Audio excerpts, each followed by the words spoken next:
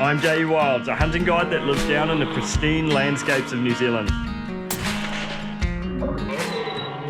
Join my team and I on our dream hunts as we hunt the wild places our wilderness has to offer.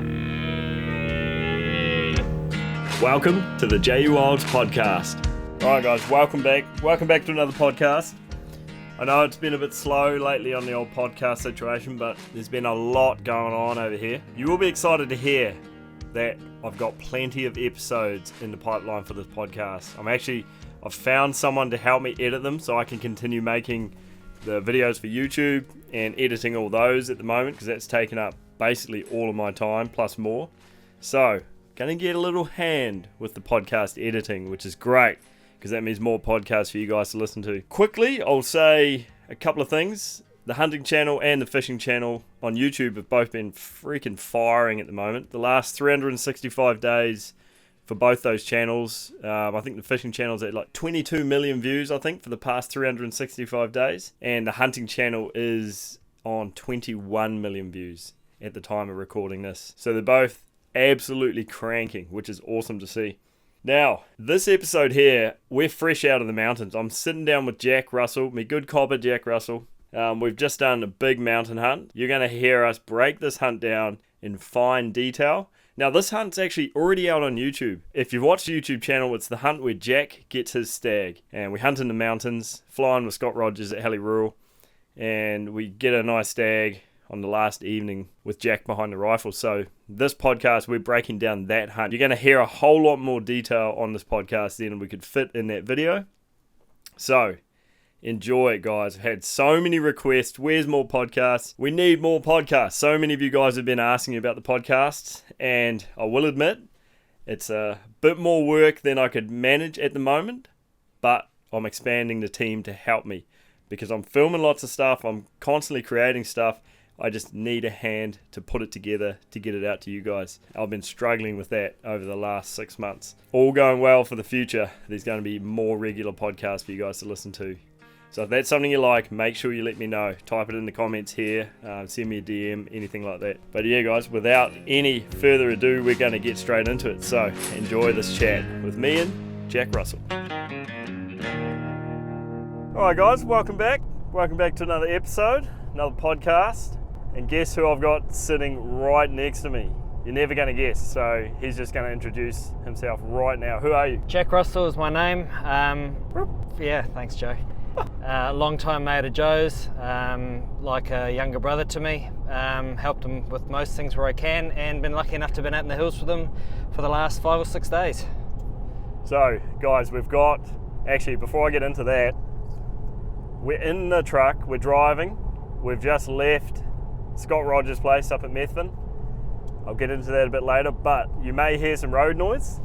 You may hear a bit of indicating, hopefully no horn honking, something rattling in the back. What is that, Jack? Your bino bivvy? Hey, what did you just put back there? So you might hear a bit of noise, guys. We're going to try and hopefully the audio's clean enough. But anyway, we've got a long drive ahead of us, so we thought, why don't we just have a chat about the week that was? Also, actually, you can really hear what's on the roof. Can you hear that? Sounds like antler on paintwork. Oh, I hope not. So we've got antlers strapped to the top of the truck, guys. If you can hear that real noisy wind noise, that's actually antlers catching the wind on top of the truck on the roof tray. So it's been successful. It's been a successful week. And you're about to hear all the behind the scenes from the hunt. Where should we start, man? Alarm went off at 4:30 and it was an early start. Luckily, I managed to get to the airport in time. Had a rifle for Joe, got that through all right. Baggage was right on its limit, but the kind lady let me through, so that was all good. And red-eye flight to Christchurch and got picked up by Joe at the airport. I get him to bring up one of my rifles, which he had down there stored in his shop. We should mention that Hunting and Fishing Queenstown is your baby. You want to say anything about that quickly? Just if you're an outdoors person and you're in the Queenstown area, please pop in. We'd love to see you. The staff and I both rate our store, and we think it's a great place, so hopefully you get the chance to call in at some stage, visit Queenstown, call in and say good day. So seriously, if you're in Queenstown, go and give Jack a little bit of stick, make sure he's working, tell him his staff work way harder than him, and hopefully he'll actually start doing some work for once. Thanks, Joe. No, anyway, so back to the story. So Jack flies from Queenstown up to Christchurch. I'm already in Christchurch, so I shoot over to the airport to pick him up early one morning. We got a bit of gear, but we needed a couple more things, didn't we? So while we're in Christchurch, we stopped in at Ballinger's Hunting and Fishing. Yep. I got some snow seal for Scott Rogers. He was after some for his boots. And Jack, what'd you get? You picked up a mattress, didn't you? Yeah, I needed a new mattress. So Simon there at Ballinger's Hunt Fish, he kindly helped me out with that one. So made sure that I had a comfy night's sleep while I was in the hills, which was great. Thanks, Si. Yeah. So we made a couple of stops there and then carried on over to Methven, which is roughly an hour 15. So not too far. But we get over to Methven, first thing we're doing, we're at Scott and Caroline's house, and we've got to load all our gear into sort of manageable pieces. I had all my stuff pretty well organised from the night before. Jack's stuff was organised, but it was organised for a flight up, with Air New Zealand. So we had to sort of reshuffle things. Do we want to get into what happened? I think we should just carry on with the story. I think we should get into it.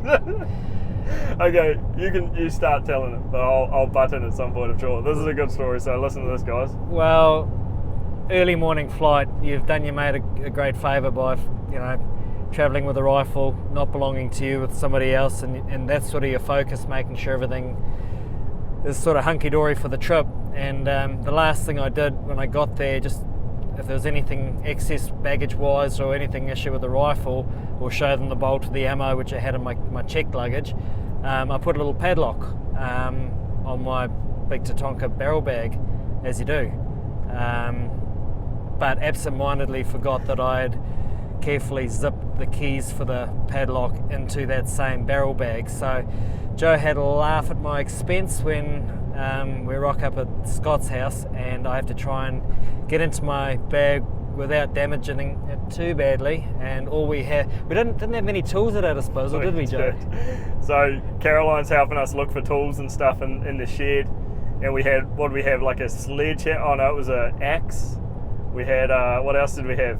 Yeah, we had an axe, a block of wood, a sledgehammer, and it's crazy at how strong padlocks are. When you have to try and break into one, man, the padlock did not want to break.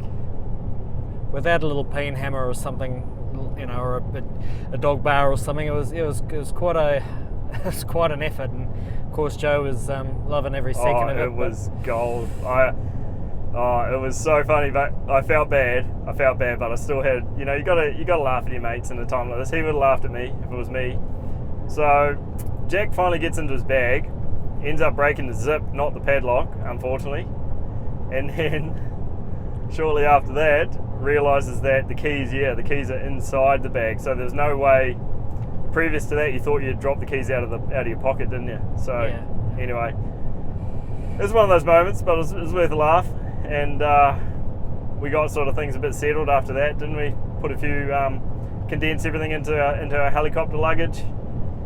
We're taking in 2 rifles. We'll get into the rifles a bit later. We had a big hard box, so we managed to put the majority of our camp stuff in that hard box. And this hard box is about how big would you say that? 120 litres, or would it be bigger? Be bigger than that, wouldn't it? It might be a little bit bigger, yeah. Yeah, so maybe 120, 140 litres capacity. Quite a big box, and it's solid and it's lockable. And the only reason I've got that for these heli trips is Kia protection. So those pesky mountain parrots that we all love, that love to destroy camps while you're out hunting, I've found a good tactic to stopping damage is actually taking in this big hard box and putting bits and pieces inside that if we need to, if we're in a Kia, like if the area is real bad for Kias. And anyway, so this big hard box is actually really handy for just condensing all the camp stuff together, and it fits into the helicopter, and it actually works really good, eh? You enjoyed having that on hand? Yeah, previously we've had, big chili bin or a big cooler scenario, and that was with summertime hunting. You're worried about your perishables and food, but when you're in the mountains at this time of year and anywhere from sort of May through to maybe September almost, you're actually just the ambient temperature keeps your food fine. So yeah, it's more about being parrot proof than anything. Parrot proof, man. It's crazy to think about, but if you guys don't know what a kia is, it's an alpine mountain parrot over here in New Zealand, and I think it's actually the only alpine living parrot on the planet, isn't it? In the world, yeah. Yeah, in the world. So they're quite a big parrot. They've got incredibly strong, sharp beaks, and their favourite thing to do is bite things at your camp, bite holes in your tents, chew up all the stuff, and they just think it's the best thing in the world. So when you see them hanging around camp, it's kind of like a bittersweet moment, because you're worried about leaving your camp and going and doing a day's hunting, because you don't know what sort of state you're going to get back to. You know, I know guys that have had their tents completely ripped open, and the Kias get inside and drag things outside of their tents. And I mean, if you're in that environment and all of a sudden you don't have like an outer fly to protect everything inside, or including you, from the environment, like the rain and the storms and stuff, man, things can get pretty sketchy pretty quick, can't they? Yeah, it doesn't take much to go from being, a well-controlled and safe environment to a couple of pesky Kia turning into something that's life-threatening almost. Yeah. So Kias, we love them, but we also don't love them. I shouldn't say we hate them. We love them, but we think they're annoying at times. So we had our big box. We had both our hunting packs, both Everly stock F1 mainframes. I have my Vapor 7500 on there. Jack, you had your Batwings on yours, didn't you? We both had rifle scabbards, the bolt action rifle scabbards on there. Yeah, they're great system, eh? Oh mate, amazing. And actually guys, we'll get into a little detail about these packs. Like, last night on the mountain, we both remarked about these packs, and we'll tell you why a bit later on in the podcast. But yeah, these packs are incredible. You've seen me run them on my videos for ages. Those were our main day hunting / big hunting sort of packs, and my one was full of all my stuff. So I had all my clothing in another little dry bag, a little seal line dry bag, a 30 litre one, and I also had a 30 litre dry bag full of food. I had all my power banks, rifle. I had everything basically in this hunting pack of my personal belongings, as far as things that I would keep in my tent, not so much the camp equipment, but the personal hunting equipment. We had a water container as well, didn't we? We had a thing I've been taking this year, guys, and this is the first year I've actually been taking it into the mountains, is a 25 litre jerry can just for water. That was gold, wasn't it? Yeah, it's one of the potable containers, and quite a clever thing that you did, Joe, was getting that thermal wrap or liner sort of custom made up, whether you did it at home or Catherine made it for you, I don't know. Catherine made that. Yeah. It was great. It was really handy, because I mean, again, if you're at anywhere from 1,200 meters to 16 or higher, it's quite often your camp might reach zero. It'll be sub-zero for a lot of that time, and the last thing you want is to be looking at a block of frozen ice. So that thermal blanket for the jerrycan is a bloody good idea. Yeah, I think it does make a difference. Like, it probably doesn't make a huge difference, but it makes enough so that your water doesn't freeze, and it's really good. Catherine made it. Basically, guys, what it is, just imagine a big plastic water container, and Catherine's made like a shiny metallic jacket with reflective material that goes over the top of it. And we actually made it for the summer. So our summer fishing series that Catherine and I do, we put this jacket over top of the water while it's in the boat, while it's in the sun, and that water doesn't heat up inside, doesn't cause plastic leaching of some nastiness. So she made that jacket for that, and it's actually been working really good for the hunting side of things, because it's been keeping that water at a slight different temperature than the ambient temperature around it. So we're not we're not just having frozen water, because everything freezes up there, but we'll wake up in the morning and we can pour the water out of the container. So I reckon that jacket has helped a lot, and it's just a bit of a byproduct of me throwing that container in. I had the jacket already on it. What else we load in, Jack? What else we have to take in? I think it's always important starting with like what gear, because I know a lot of you guys you're interested in what sort of gear we're taking. So I try to talk about that as much as I can, but what else did we take? Probably the one thing you said earlier was the Sea Line dry bags.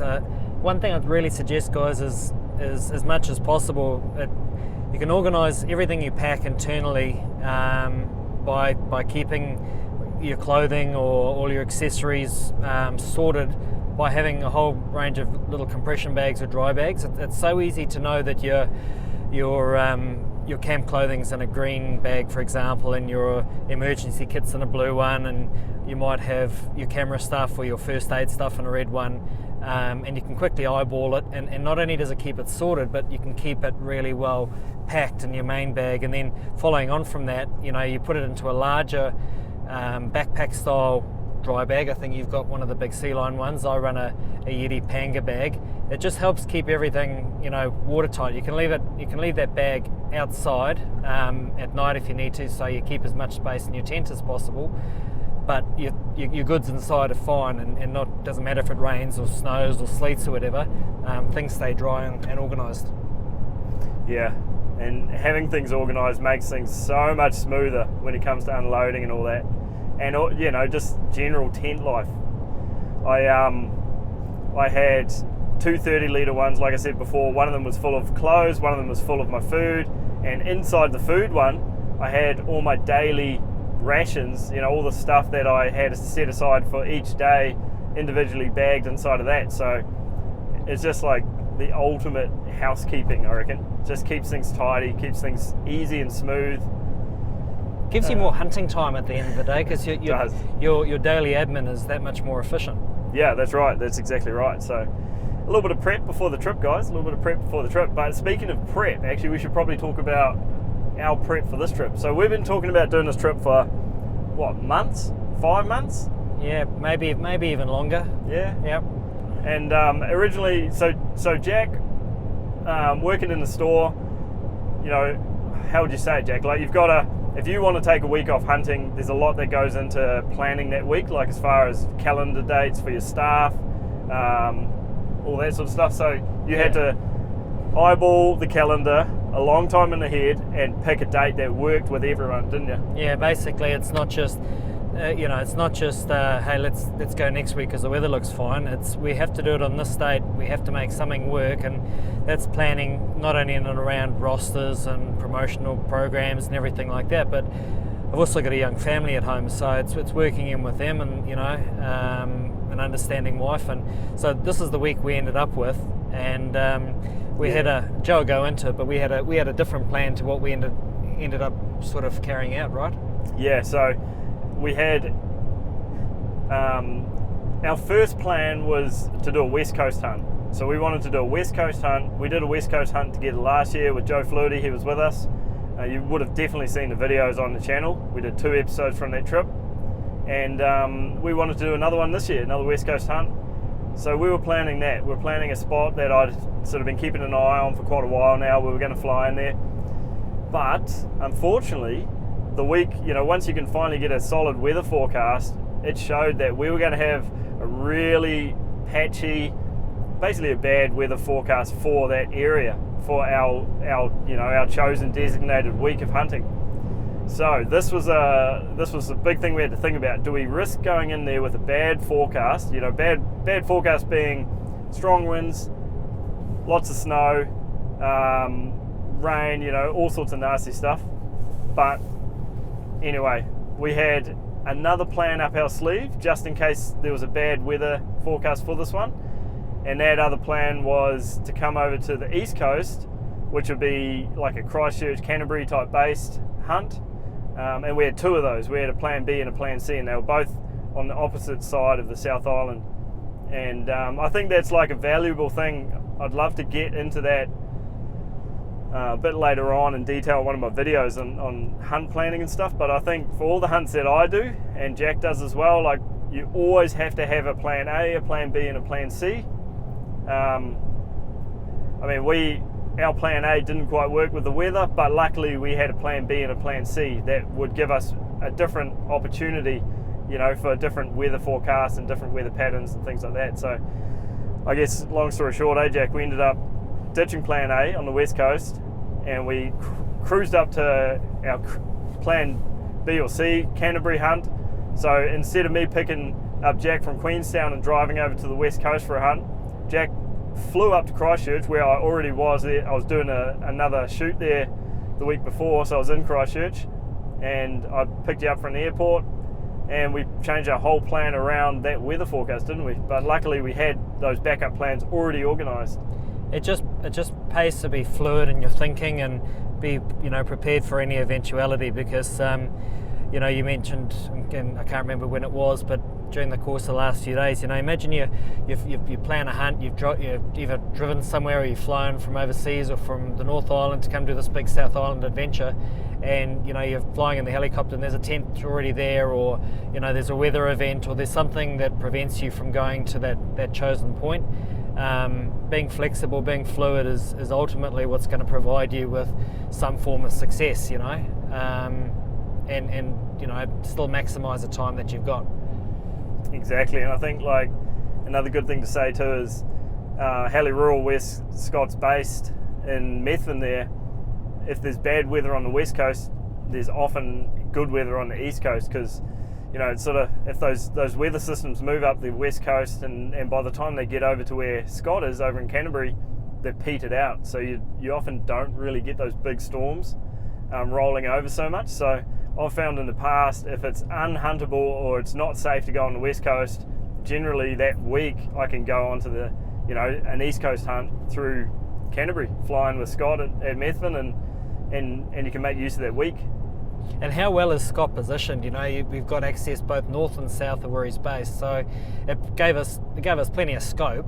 Yeah, 100%. I'd agree with that, man. He's in a cool location, and both our plan B and our plan C were within the zone that he can fly, so that worked out really good. We're both pumped to get on this trip, and it's been a long time coming. So here we are. We've got what other food we should mention that we stopped in at Foursquare in Methven, got a few supplies in there, but Jack bought a hot roast chicken and some buns for that dinner at camp, which was something that we've never done before, but I think that's quite exciting.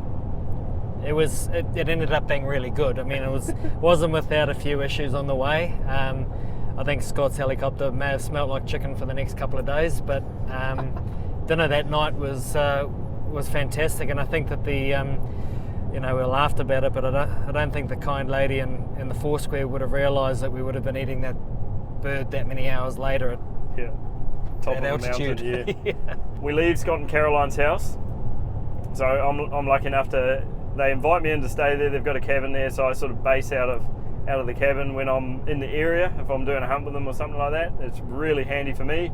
I can lay out my little office stuff, and I can just use it as a base, and hang out with them, hang out with their girls, and it's good. It's a cool spot. So once we loaded the truck and went down to the heli base, it's probably 10 minutes drive. We started sort of setting up, started loading the helicopter. Everything sort of fits in there quite nicely, but at this stage it's a bit later in the day than we'd hoped, but just things, time slips away on you sometimes.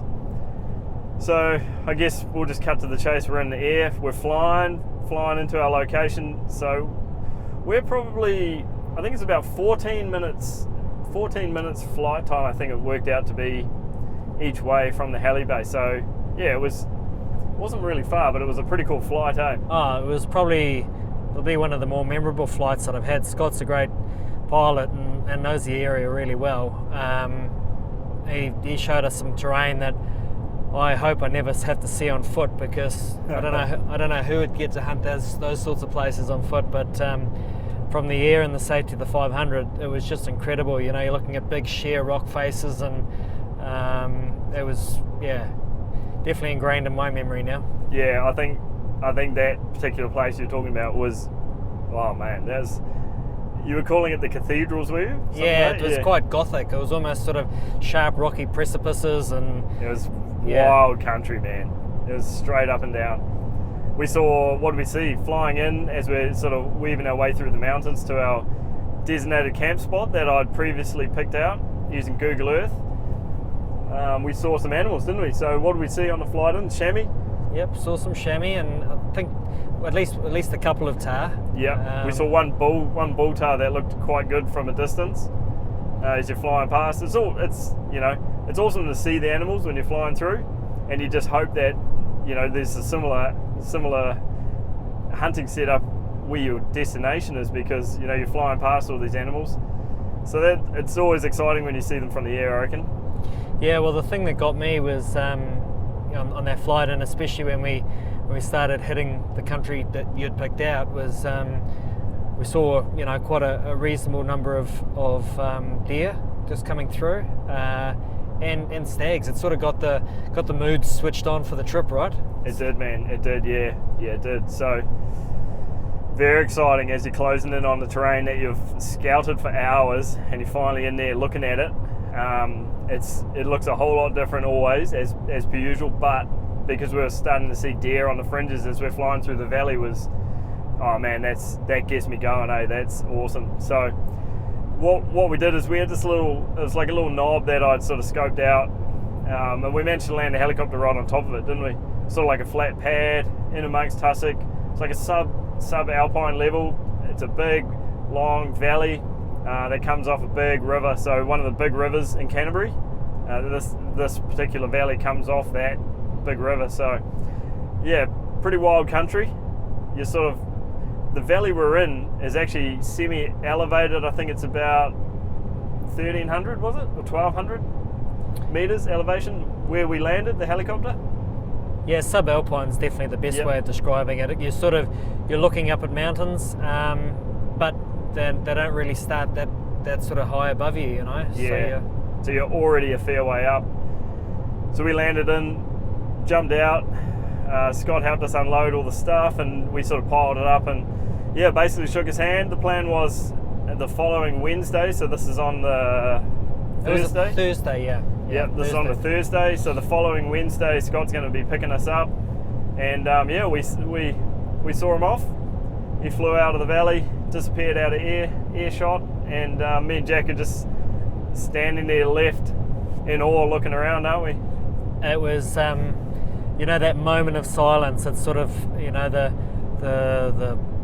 you might be in a movie cinema and everyone's talking and the ads are on and what have you, and then just before the movie starts is that dead silence. It was exactly what it was like in the valley. It was sort of the wop wop is gone, and Joe's got the camera out, and then all of a sudden we stop talking and look at each other, and it's like you're here 5 and 6 months in the making. Yeah. No, it's amazing, man. It's so I never get tired of that feeling.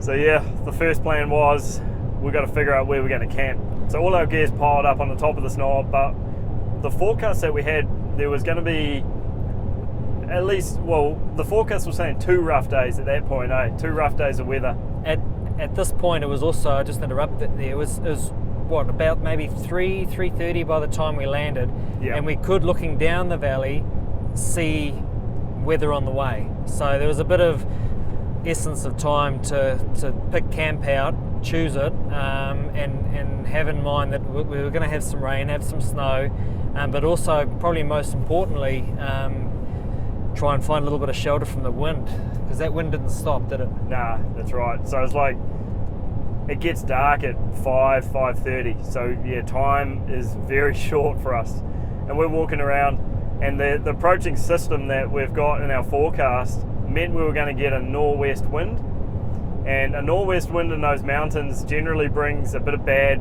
It generally brings snow, it brings cold weather, it brings cloud, it brings all sorts of nasty stuff. So what the plan was, the knob that we landed the helicopter on, after walking around looking at everything available, the best spot that I personally liked was down in this gnarly little watercourse off the side of this knob that we landed the helicopter on.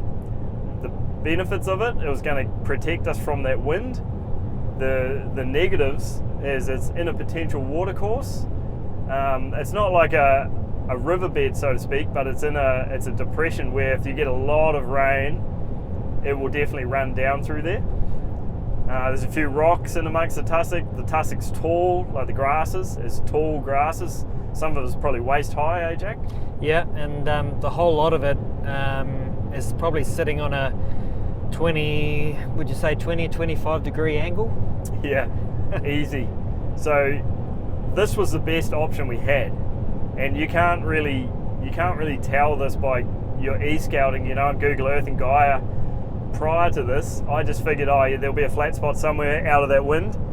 But once we're there, all the flat spots I thought were flat spots either had big rocks or they were going to be too exposed to the wind. So this little nook was our best option, and it wasn't a good option to start, but it was going to work. So we sort of carried our gear down there and started sort of like trying to figure out where we're going to put the tents. We managed to find 2 decent spots in amongst it, and I set my tent up there. I had my Access 2, MSR Access 2. You had your Access 2 as well, didn't you? So we had 2 orange Accesses, and those tents there, for any of you that don't know, it's an MSR tent.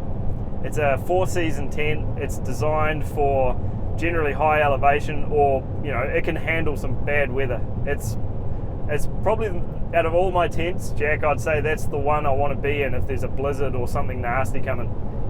Yeah, well, we actually got to test the wind rating of the tents, and they definitely had a fair amount of snow on them in the last few days. So, yeah, all in all, I was really impressed. They've got the vertical carbon poles, which is going to help prevent breakage through snow loading, and obviously they got stability. And there's no more peace of mind, I guess, than being in a good quality shelter when you're in an environment like that. Oh, they're strong, man. They're strong, tough tents.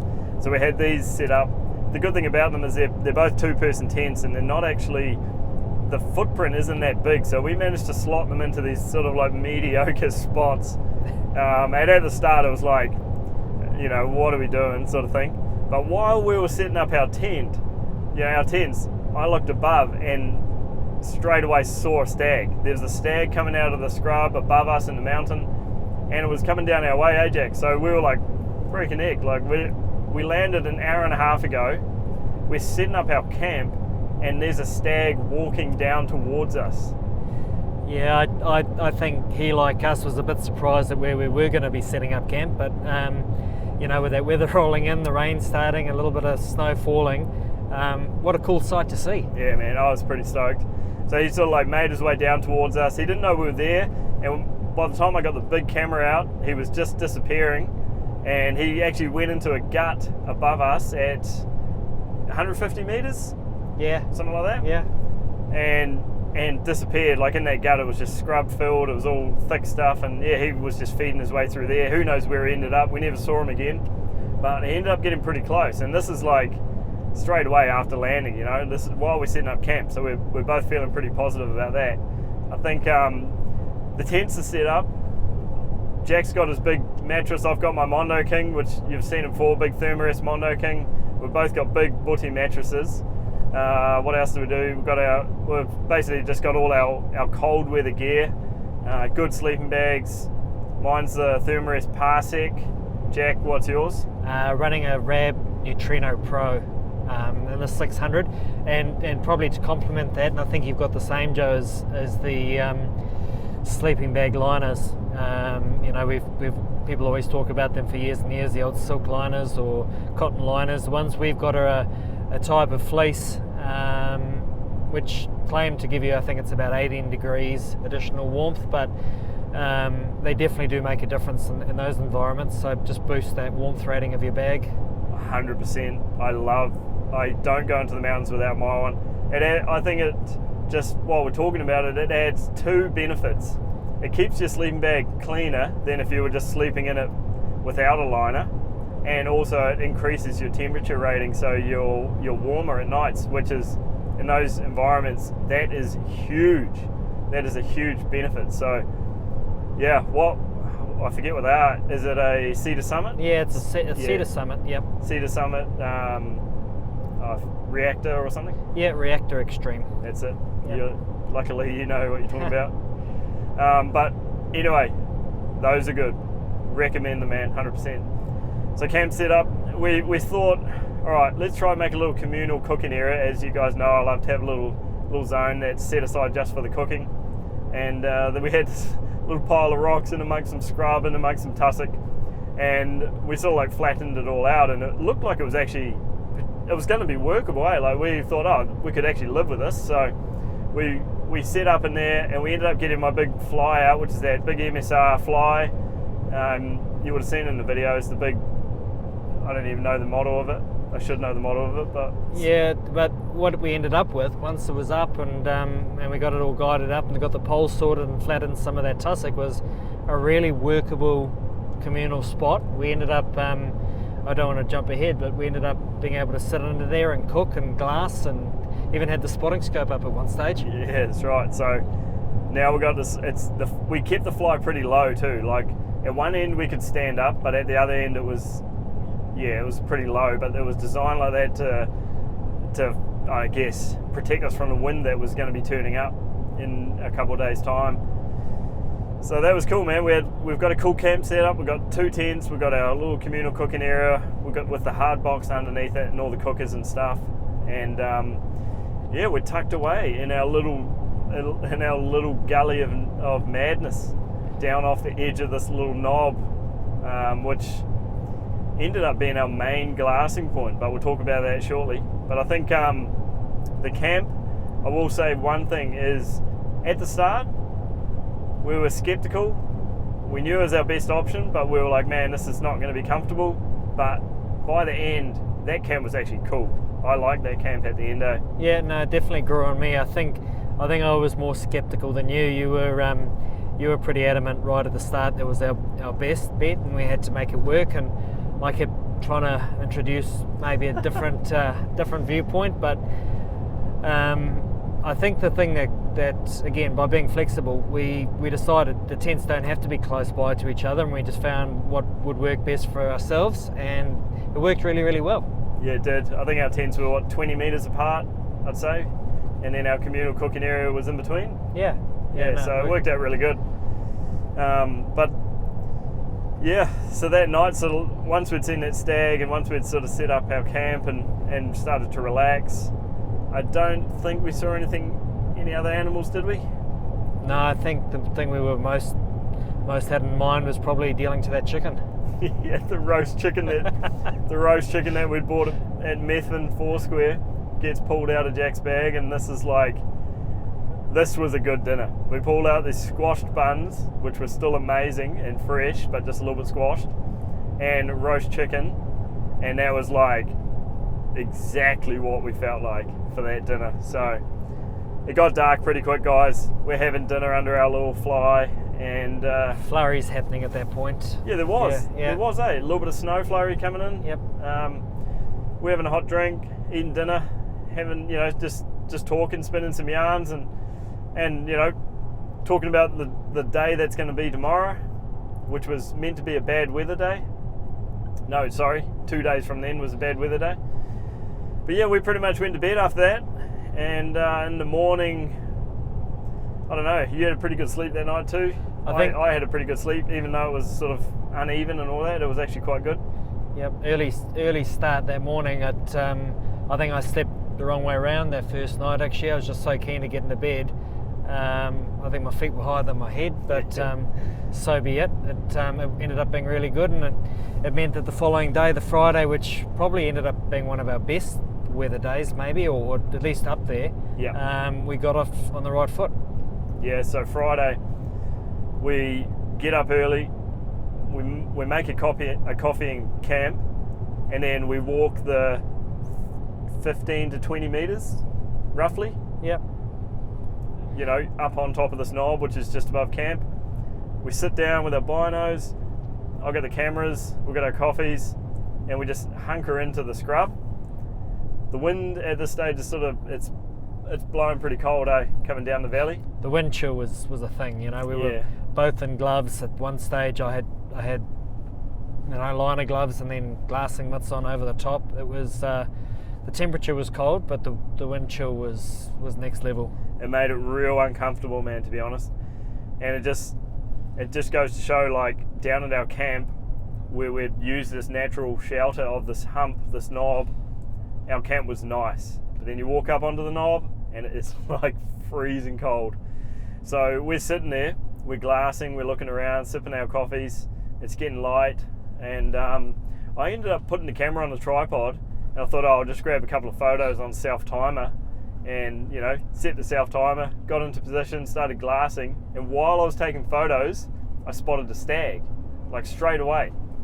So I said to Jack, there's a stag up there, and we sort of pinpoint on him, get the binos on him, and he's actually quite a good stag. And he's sort of coming down towards us. He's coming down from the higher mountains down onto our sort of level, and doesn't know we're there, but he's sort of feeding towards us, moving down into some scrub, and we're watching him. I'm getting him on video.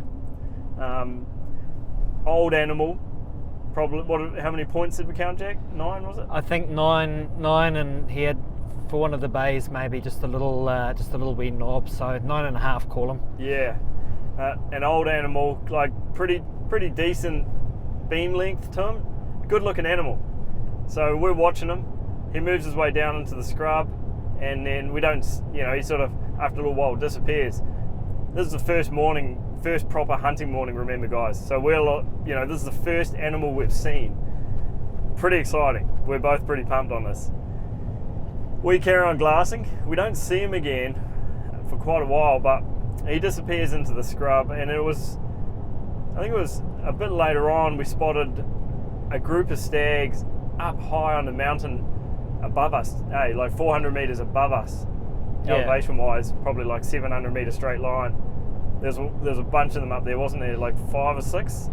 We were, or the valley we were in, there were a few fingers, I guess, or little watercourses running down, and the stags seem to have, or the deer seem to have one in particular that they favoured. I think probably a little bit of aspect with regards to the wind direction, and there's obviously quite a lot of food up there, so they just seem to favour this one spot. And it's quite early in the piece we worked out that this is where they would sort of congregate up high. And yeah, Joe, I think you picked them out. There were 4 of them, eh?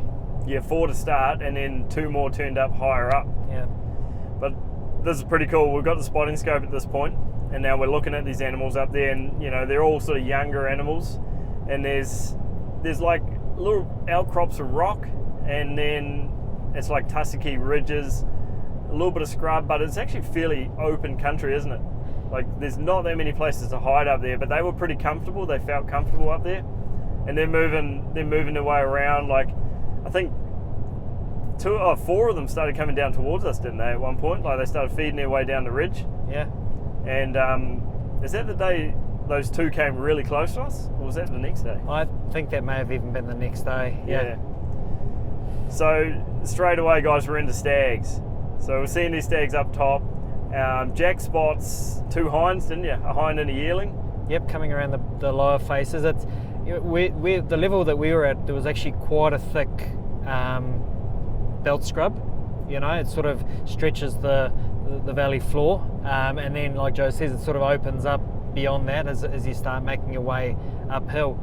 And it was obvious that this hind, I think it was a hind and a yearling, sort of descending down to try and find a good spot to bed up. It's that 10 a.m. movement time is what we kind of picked as being their favourite time with the full moon or the growing moon. Yeah, at this point the sun is light. Our valley's lit up. It's warm. The sun, all the face where the stags were, and the face in front of us, and even our level, it's all bathed in sun. So it's capturing some good warmth.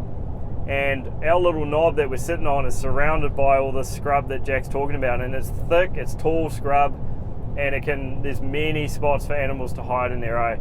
So these hinds work their way into the scrub, and every now and again we'd sort of see them pop into little clearings and little openings, and they'd sort of just moving their way through the scrub, and eventually they bedded down, didn't they? But we could see them bedded down, and we hadn't seen the first stag, the original stag, for quite a while until now. So the hinds are bedded down. I'm looking at the hinds through the binos, and then up to their left, pretty close, was the original stag, this older stag. We could just see like half of his body and one antler poking out from behind the scrub, much of him, and when Joe says you can see the deer through the scrub, quite often it was a flicker of an ear or one or two tines on an antler. There wasn't much giving them away. So yeah, you did pretty well picking up on that stag. He just happened to be, I don't know, I just looked at the right place, I guess, but he's bedded there and we're watching him, and he's 300 and something metres away. They're not that far away. At this point, like we're looking at him, he's a nice animal, but neither one of us wanted to get on him and with the rifle, like I definitely didn't. You didn't in the end. We sort of hummed and hawed though, didn't we, for quite a while? We did. I think I put it down to just not being really ready, being mentally ready to. This is our first morning of the hunting day. We've been waiting for this trip for 5 months. It's not supposed to happen this quickly. Yeah. Yeah. So it was a stag that was a really, he was definitely worthy of hunting, but he just didn't tick the box at that point in time. Yeah, we actually, you'll hear a lot about the stag through this podcast, guys. We got to know him pretty well for many reasons, but yeah, just cool that he was one of the first deer we saw, for our trip, and the first amazing opportunity. If we decided to, set up on him, there was no better opportunity. But it was such a cool thing to have on our first morning. So we're just loving watching it. We're loving looking at it. Was it at that point that there was the other stag? We noticed another stag, a wide 8. Yeah, not far away. Not the wide 8, but there was another 8. Well, Jack spotted a stag down below this bedded stag and the two hinds, and he's like, "There's another stag coming up," and I managed to get the binders out and see him just before he disappeared. And he was walking his way up towards these other deer, and eventually he pops out again. And yeah, he was sort of standing there next to where the hinds were, pretty much where the hinds were. Another stag, 8 points, like quite heavy timber, shorter beams on him. Quite a good looking animal though, Round shape, more of an Otago shape than a Canterbury shape, but yeah. Antler-wise, like a really cool shape to him, Yeah. So he's, at this point, like he's sort of settling in there with those other deer, and the original stag, which we ended up giving him a nickname, Monty. Great name for a deer. Jack named him Monty. Why'd you name him Monty? I kind of, in my mind, Monty's the guy next door who's a good mate. You always catch up, have a beer with him, and pretty unassuming and likeable guy, a bit of a character. And I kind of figured that this stag was that guy. Monty. Monty, yeah. So we'll call him Monty from now on, guys. You'll know who we're talking about. The original stag, the old stag that we saw straight away morning number 1. Now, yeah, a good stag. I'm picking around 8 years old. I'd say easily 8-year-old animal, and just a really good mature animal. Really cool looking stag. So he's up and he's starting to feed now. He's not bedded anymore. He's starting to feed around through the tussock and through the scrub and stuff like that. And so we're watching him. He's raking trees. He's feeding on scrub. He's doing bits and pieces, doing stag things. And we're starting to get some more snow coming down the valley at this point. Do you remember that? Yeah, the sleet, the wind, the cold. Yeah, the wind was the one. Maybe, would we say, swirling at one point? Yeah, definitely swirling. We had all sorts of strong gusts coming, all sorts of directions. It was sort of like a dominant flow down the valley, but every now and again you'd catch it like backheading or something off you. So we're watching these deer, and then all of a sudden, Monty starts running in the opposite direction. Jack, you were watching him through the spotting scope at the time, or the binos or something. You saw him running off.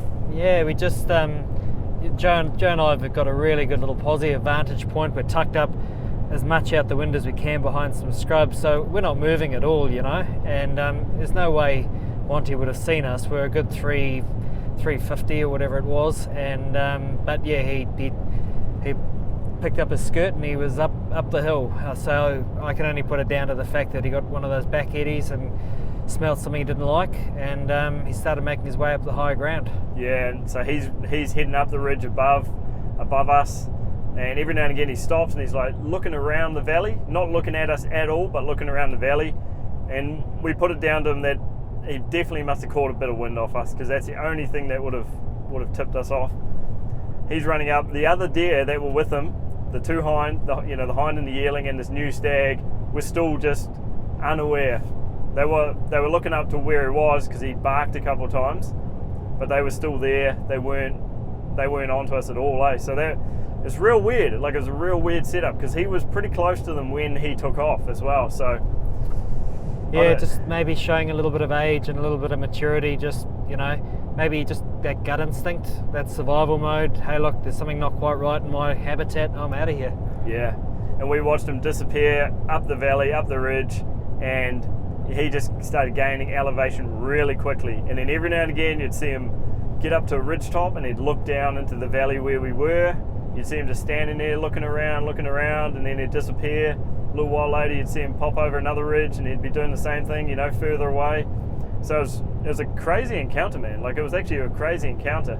And this has gone on for a couple of hours. We've been watching him, I suppose. This didn't happen just all in 10 minutes, but this has happened over the the width of the morning, I suppose. Yeah. And again, this being after lunch now, it was just crazy how quickly the scenario changed from having this good stag so close to us to being onto us through no fault of our own. We're in a wide, big valley with a prevalent or predominant wind direction, and it was just bad luck. So that's what we put it down to, and I guess kept eyes open, looking for other stags. So we kept watching the deer in front of us as well, and they were still just happy in there. I think it got to one point where we snuck back to camp. We shot back down to camp, which is, like I say, literally just there.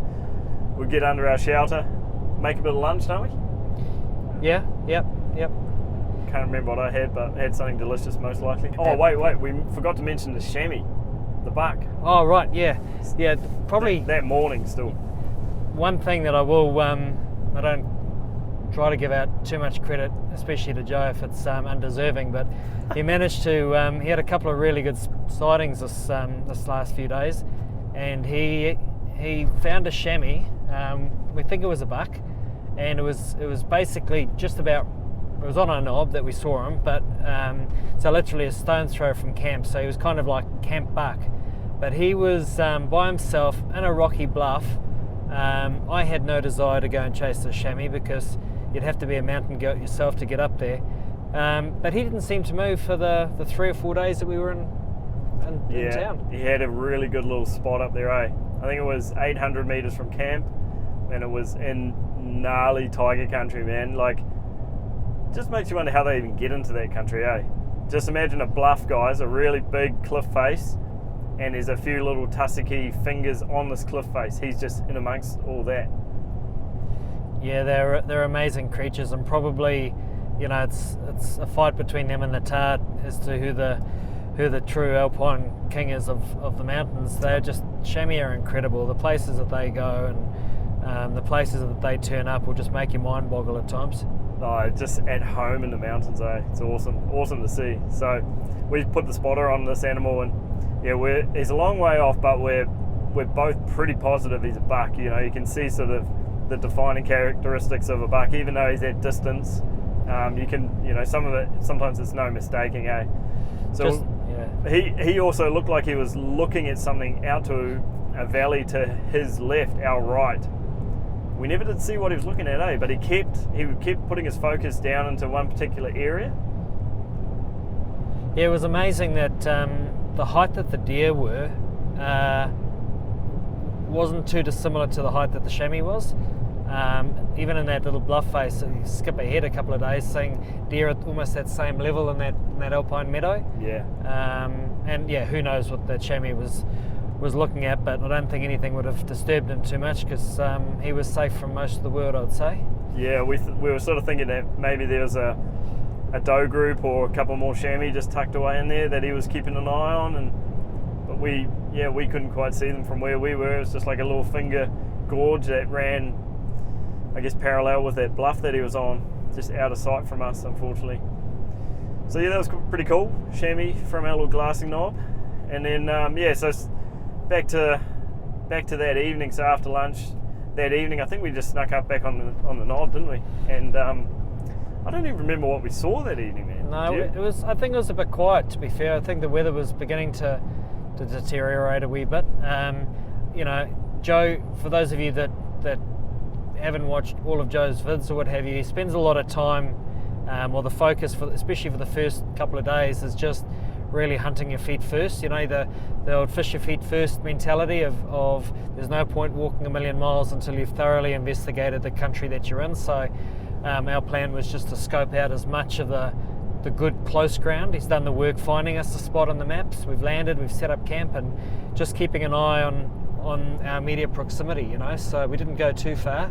No, that's right. We didn't go far at all. We sort of basically stayed in camp on our little glassing knob, but the visibility we've got a huge area we're looking over with a lot of scrub, a lot of cover, and a lot of good hiding spots for animals. So my idea is to always hunt close to camp for the first 2 or 3 days. Just have a really good look, because you'll be surprised when an animal walks out that you haven't seen before. The scrub's so thick that, you know, we're only getting brief glimpses of some of these animals. So yeah, it's definitely wise to not venture too far and put your scent around when you've got a good vantage point. Just let your binos do the walking, man. And that's a tactic I use a lot, and that's what we were doing, weren't we? So the first day we hardly went 20 meters from camp all day throughout. Yeah, I think it was only just probably in that last hour of daylight we made the last minute decision. We actually went the other direction from the knob, and hey, look, we may have, you know, not to contradict us, but we probably went about another 100 meters from camp in that direction, sort of the downwind side. We would have spooked anything within that distance anyway, really, but just to sort of better acquaint ourselves with where we were looking up to, and I think we saw, was it maybe 3 hinds and a spiker on the other side of the creek? That's right, yeah. I fully forgot we went down there.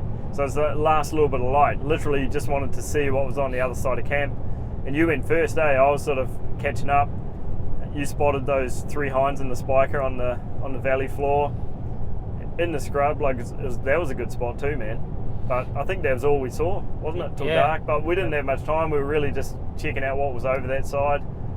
We walked back just on dark, and it's coming up to a full moon as well, I will point out. So like we're getting close to a full moon. We're only about 4 days from the official full moon at this point. So the moon's rising pretty early, and it's lighting it up pretty nicely at night time. So the walk back to camp was through a few nasty little guts and stuff, but it wasn't too bad, in the end. No, it definitely saved the old headlight battery those first couple of days. You could just about navigate on moonlight alone, and you know, I think the one thing that I figured on that first evening was just, even though the distances didn't seem far when you looked at it on a map, or when you looked from sort of A to B, when you started walking through it with the undulations, the rocks, the little hidden hollows and holes and the scrub, it was actually reasonably slow going at times. Yeah, it was. Yeah, some of it was a little bit sketchy. Yeah, back at camp, like much the same. I think we just got comfortable in our little nest there and cooked up dinner, and yeah, just hung out for a little bit before we got too cold and ventured back to our tents. I think that night I had a really good sleep that night. You altered your camp around a little bit that day though, just to flatten it out, or what you were saying, you did something to your camp? Yeah, I decided to do a bit of gardening and trim some of the nearby tussocks and just sort of prop up one edge of my tent. Like, I think basically where I had the there's a possum on the road. Yeah. Prop up one edge of my tent, and that definitely helped things. I sort of had a bit of a hollow under my mat, so I filled that up and just reattached some guy ropes again. The wind we knew the next day was going to be probably the worst of our forecasted weather days, so just kind of got things a little bit more bomb-proof and settled and sorted, and I was pretty happy with that. Yeah, woke up much the same in the morning, guys, nice and early. Sort of wandered out of bed and got under our shelter and got a coffee going, and I'm pretty sure it was the same sort of situation. We just snuck up to our little glassy knob, eh? Yep, and just braced the weather that first thing in the morning. Yeah, that cold wind rushing down. before the sun sort of heated up and hit the valley floor around you. This day, I think actually we were meant to wake up to bad, like, you know, snow and rain and all sorts of stuff First like that, thing. but we didn't, no way.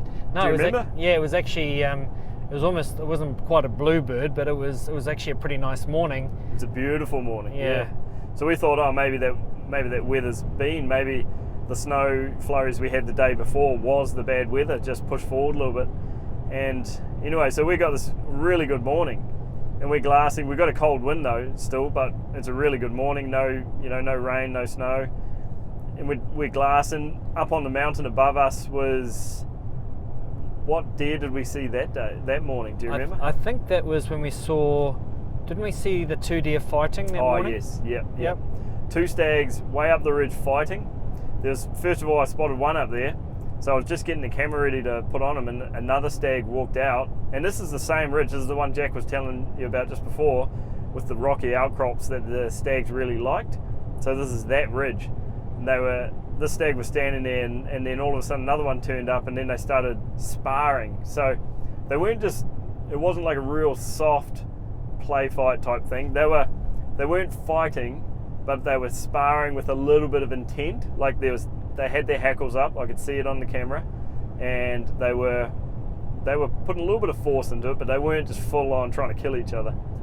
So that was interesting. We watched that for a little bit, and eventually they sort of broke apart, and one of the stags walked off, and the other one stood there triumphantly, I guess. That's what it looked like he was trying to be anyway. What else do we have? We had 2 deer. This is the day we had the 2 deer coming down the ridge, 2 stags, and they came down onto our sort of level, and they got reasonably close, those 2, remember that? Yeah, we got some cool footage of them. They actually popped into the we call it the watercourse. They popped into the little depression that we'd set up camp in, and they spent a little bit of time in there, and we thought they might even follow all the way down, but they didn't. They popped out, and then they sort of went kind of parallel to camp there for a while, but they were pretty close. Yeah, they were close, and that was awesome to see. And at this stage, it's like getting mid-morning. The sun's now heating things up, but we could see some bad weather on the horizon, sort of coming our way, and we were wondering like what it was going to turn into. And I think like if we just fast forward a little bit, it ended up being snow started coming in. Like we had a bit of a blizzard rolling through. It didn't take long. I mean, for those of you that go back after this podcast and go back and maybe rewatch or watch for the first time the episode when it's up, you'll see how quickly maybe the day deteriorated and the kind of conditions we were in. We had stalactites almost forming off our fly, and the snow was coming in pretty thick and fast at one point. Yeah, so it was that it went from being so good to so bad so quickly, and we ended up pushing back to camp through it, and we get under our little fly, which camp is tucked away nicely, like we're really sheltered from this wind, so we were able to just sit in there nicely and just stay out of that bad weather. And we had the spotting scope set up because who'd we see up the ridge above camp? Well, I think first up, looking out across the creek, we're trying to see if we could see the chamois, and then I think it was Joe, you had a look, you said, right, I'm going to have a look up the other face. Had the spotters set up, had the binos, and who do we see? But we saw our dear mate Monty had crossed over. He was on the next sort of spine running down along, somewhere where we hadn't seen a deer at this point. And he had decided that he was going to perch himself on this rocky outcrop in the middle of a blizzard, in the howling wind, and he was going to bed himself there, and that's what he was going to do. Yeah, he was literally, you could not be more exposed anywhere, could you? The wind is like whipping straight into him. You could see his hair getting blown around and stuff like that. The snow was, the wind was so strong, the snow was not falling, the snow was going horizontal, completely horizontal. It was nuts, eh? It was crazy. Well, even in the exposed faces above him, we were watching snow being picked up that had landed, being picked up and then swirled around into mini snow nados, or it was amazing to see. And there we've got the stag perched up on his loft, and the poor guy couldn't have been comfortable. Yeah, you were watching him through the binos. I went out to take some video of like our camp, because at this point in time our camp's starting to build up snow. Like we're getting snow on the tents, snow starting to like settle on the ground a little bit. It's like proper snowing, heavy snow. Jack's watching him through the binos or the spotting scope or something, and you saw the wind gust hit him, and it nearly knocked him off his feet, didn't? Yeah. Oh, like he stand up or something, and you watched him stand up, and then the wind blew so strong it nearly pushed him off the side of the thing. He stood up to just readjust and turn around. I think he was sick of facing into the wind and the snow, so he turned around to have his back to it, and at one point he sort of lost his balance, and one of his back legs went off over the lip, and I think at that point he realised that he probably didn't have any right to any point being there. So he bailed off onto the sheltered side of that same ridge, and we could just see his head and his antlers every now and again, poking up through the tussock. He was sort of like tucked away out of that main force of that wind. While we were sitting there watching, Joe came out with sighting number 2 and had a good look. He putting his binos up to his face, he said, "Oh, there's another stag." Yeah, and just above camp, at the base of where the mountain really climbed, so sort of in between us and Monty, there was a set of antlers poking out of the tussock, and so we started looking at it, and yeah, sure enough, there's a stag bedded in the tussock at, I don't know, 300 and something meters, maybe something like that, like reasonably close. So we were watching him through the spotter, and it's actually the 8-pointer, the nice round shaped 8-pointer that Jack had spotted the previous day, the one that sort of worked his way up and started hanging out with those 2 hinds and Monty in the scrub by camp. So he's bedded there, and we were watching him. He's like, man, we never saw him turn up there. We didn't know how long he'd been there, but all of a sudden we can see him there. Yeah, it's an area we'd been looking. I mean, we've been in the fly for a little while now, and have been glassing this all morning. It's just amazing how these guys you can be looking, scouring a bit of countryside through your binos, and then next minute there's an animal. Oh, crazy, man. It's crazy. So it's just pretty lucky that we spotted them. But anyway, so from camp, in this blizzard, we're watching 2 stags, one good old stag and this nice 8-pointer, this nice looking 8-pointer that's pretty close to camp. Me and Jack are like getting out of our little fly, like videoing every now and again. Every time the snow got heavier and heavier, we're building up snow around our tents. The tents was getting like a full coating of snow. The inReach was saying we were going to get 6 centimeters of snow in this storm. We probably got pretty close to that, I would say, at the end. At the start, we were like, oh, surely not. Surely we won't get that much. But I'd say it got pretty close to that by the end of it. Well, I think a good gauge of that, and one thing that we used the lowest stag was an indicator of how much snow we were having. That's right. So that 8-pointer, the closest one to camp, he was so comfortable in his little hollow on the hill, his little depression, that he had a pile of snow building up on his head in between his antlers. I got it on video and everything, so if you've seen the episode, you'll know exactly what I'm talking about. But there's a little pile of snow building up, and it ended up, I'd say it got to the size of like a boot, like a shoe, a dress shoe or something like that. Probably about 6 centimeters. Yeah, probably was, man. So that was so funny to see. You see these antlers poking up out of the tussock, and you see this big white clump of snow on his head in between the antlers. And this is like, surely there was going to be a better spot to bed down, but he was pretty happy there. He ended up being there all the way through till dark too, didn't he? So yeah, well, just thinking back, I think it got dark quite early that day. Yeah, it did. Yeah, I don't think we hung around too long after natural light left, because it was cold. Yeah, and we had dinner.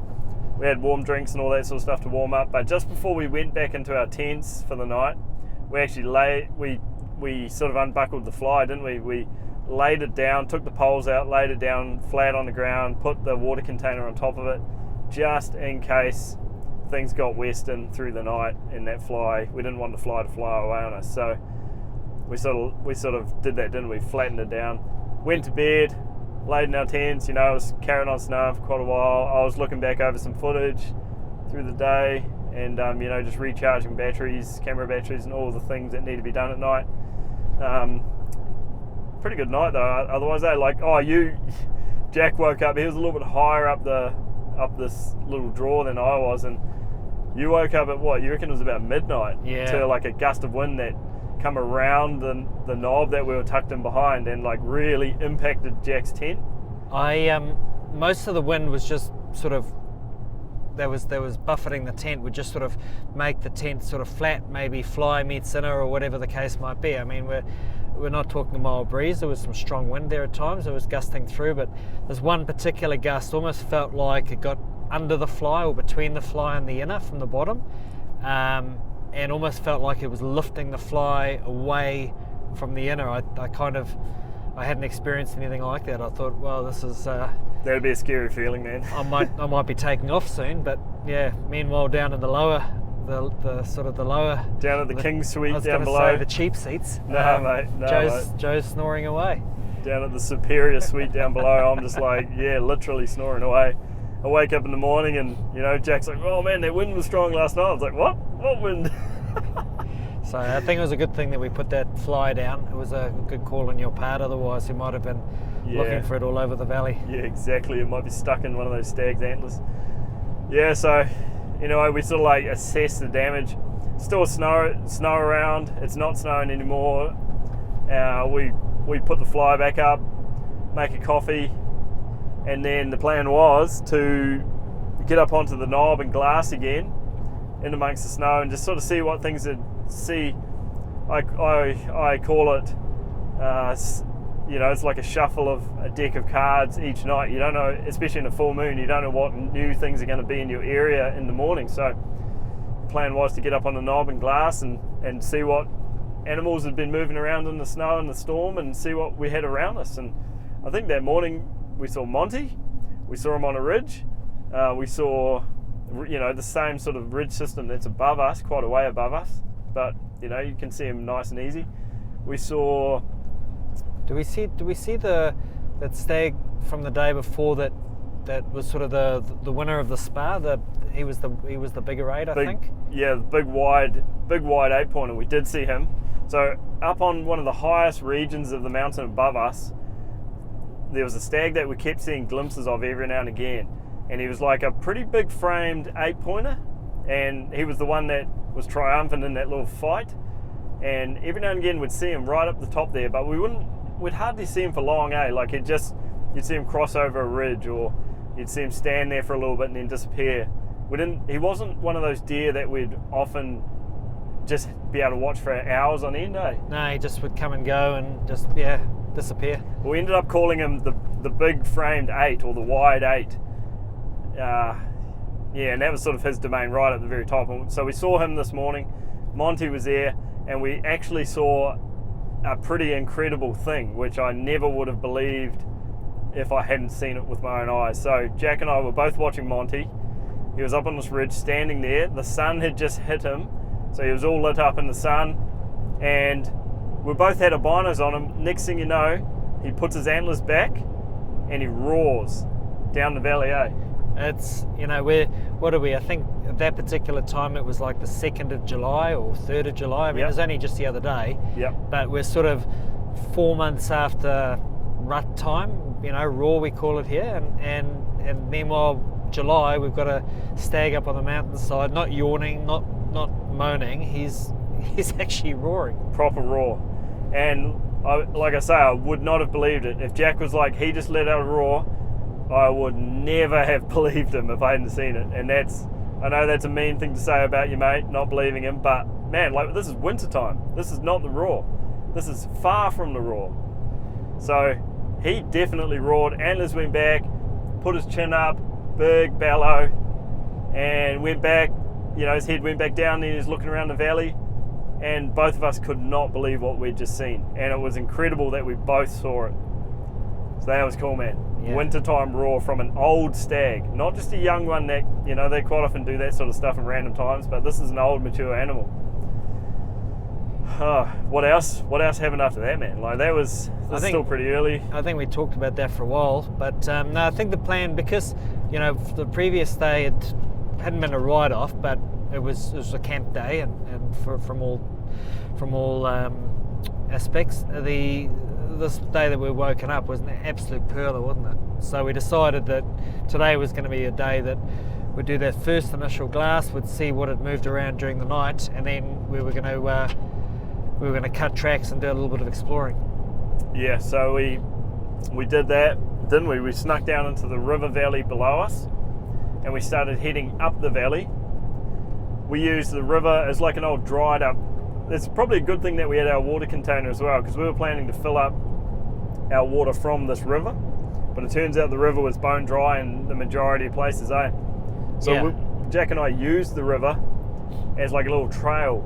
So the river had banks on either side, and quite often we could walk along through the dried riverbed, and we were completely concealed from the valley around us. So it actually gave us a really good passageway to get up the valley undetected, Yeah, and keep the scent out, because being at the lowest point and having high sides, any wind that was following down was just going to basically be pushing our scent straight down this dry creek bed and keeping it out of the scrub around us. So it was probably about as perfect a highway for us to get up and down as what we could have asked for. Yeah, it was perfect, man, and it was easy walking too, which was really good. So we followed that right to the head of the valley, and then we ended up finding a couple of little spots to glass from, and you know, as we are walking through this dry stream bed, we are glassing up the valleys either side. Animally looking countryside, you know, we expected to see chamois at every turn, and had the binos working overtime at this point, but there was actually a surprisingly little amount of movement. You know, it was probably not far off. It wasn't quite midday, but it was late morning, and it was a time that, based on the last few days, that we had actually at least seen animals up and feeding before bedding down again. So we expected to see more than we did. I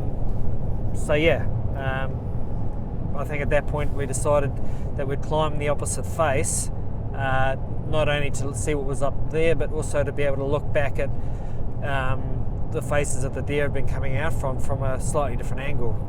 Yeah, so this face that we're now climbing up is the same side that the chamois buck we'd spotted was on, and that morning Jack had actually seen two spikers over on this face below where the chamois was play fighting.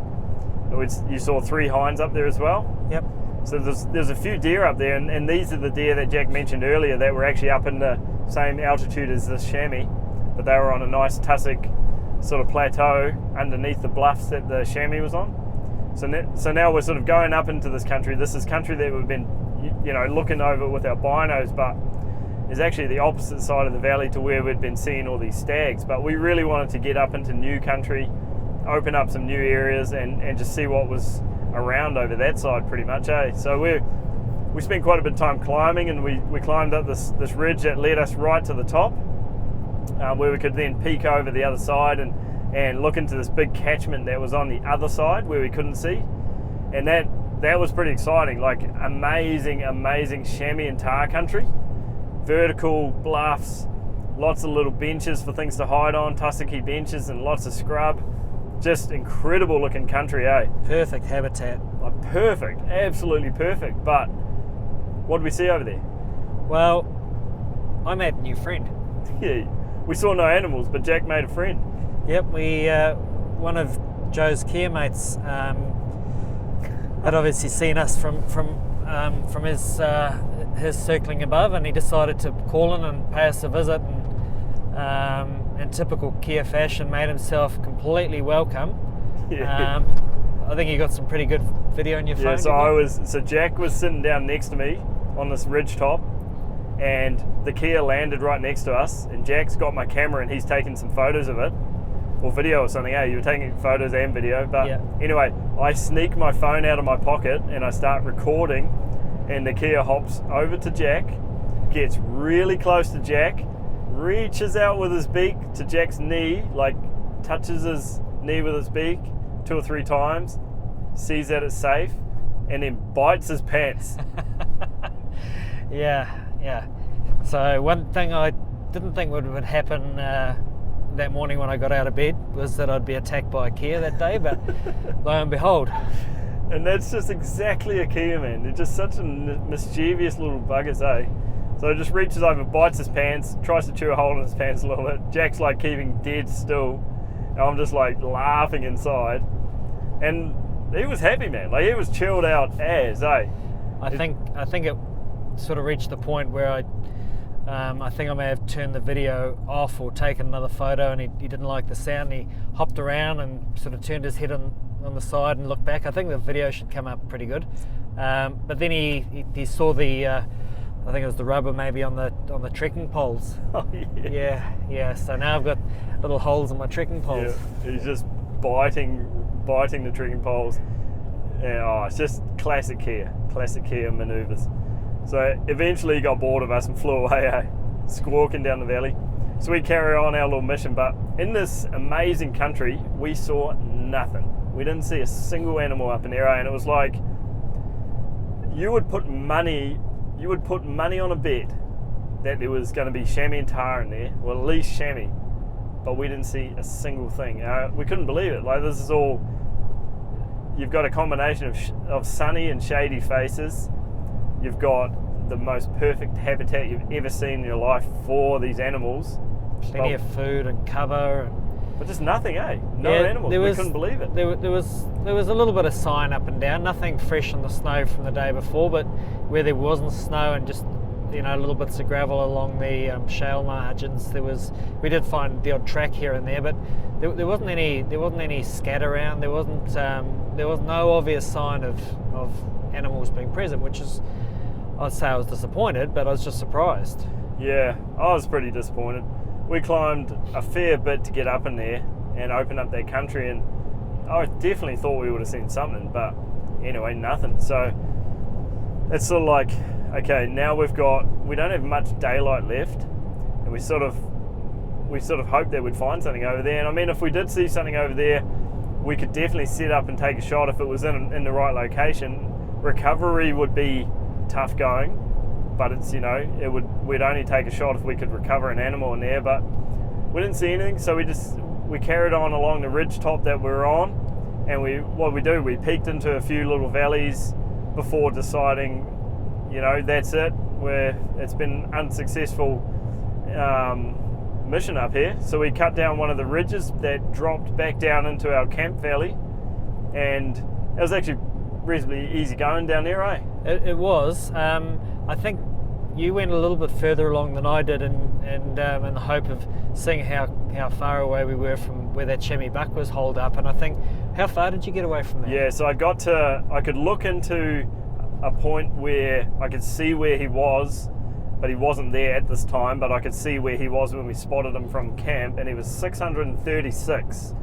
So I'm running the new Loophole BX4 range-finding binos. This is one of the first trips I've taken them on. So I'll tell you, they have been game changers.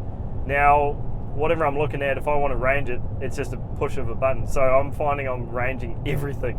And I ranged the spot where the chamois was, and 636 away from us. Instead of looking up, though, this time you were 636 as sort of more of a horizontal, right?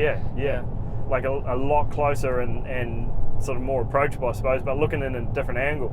I never saw him. I gave it a good look, but no idea where he'd gone, and most likely with the day before, with the blizzard coming through, he'd probably got out of there, went to a safer area. But no, I never did see him again. And at this point, it's getting colder, it's getting later.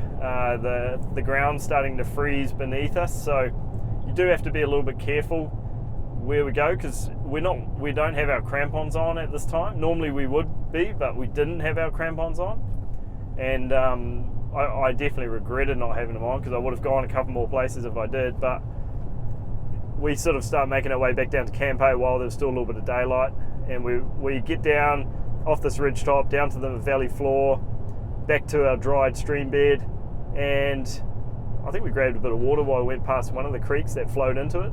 Yep, just a little bit of a top up on the waterfront, and it was reasonably uneventful back to camp. I think we may have spied that big 8 on another face over. Oh, we did, yeah. No, we did. So yeah, we should talk about that, because that was quite cool.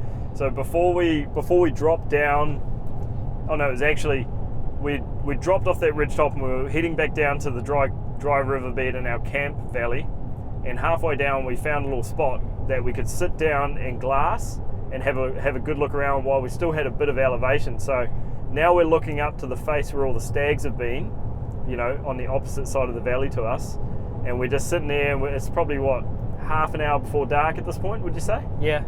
So it's like the prime time, and we're sitting there glassing, and I managed to spot the top of an antler, It was the top of an antler in the scrub.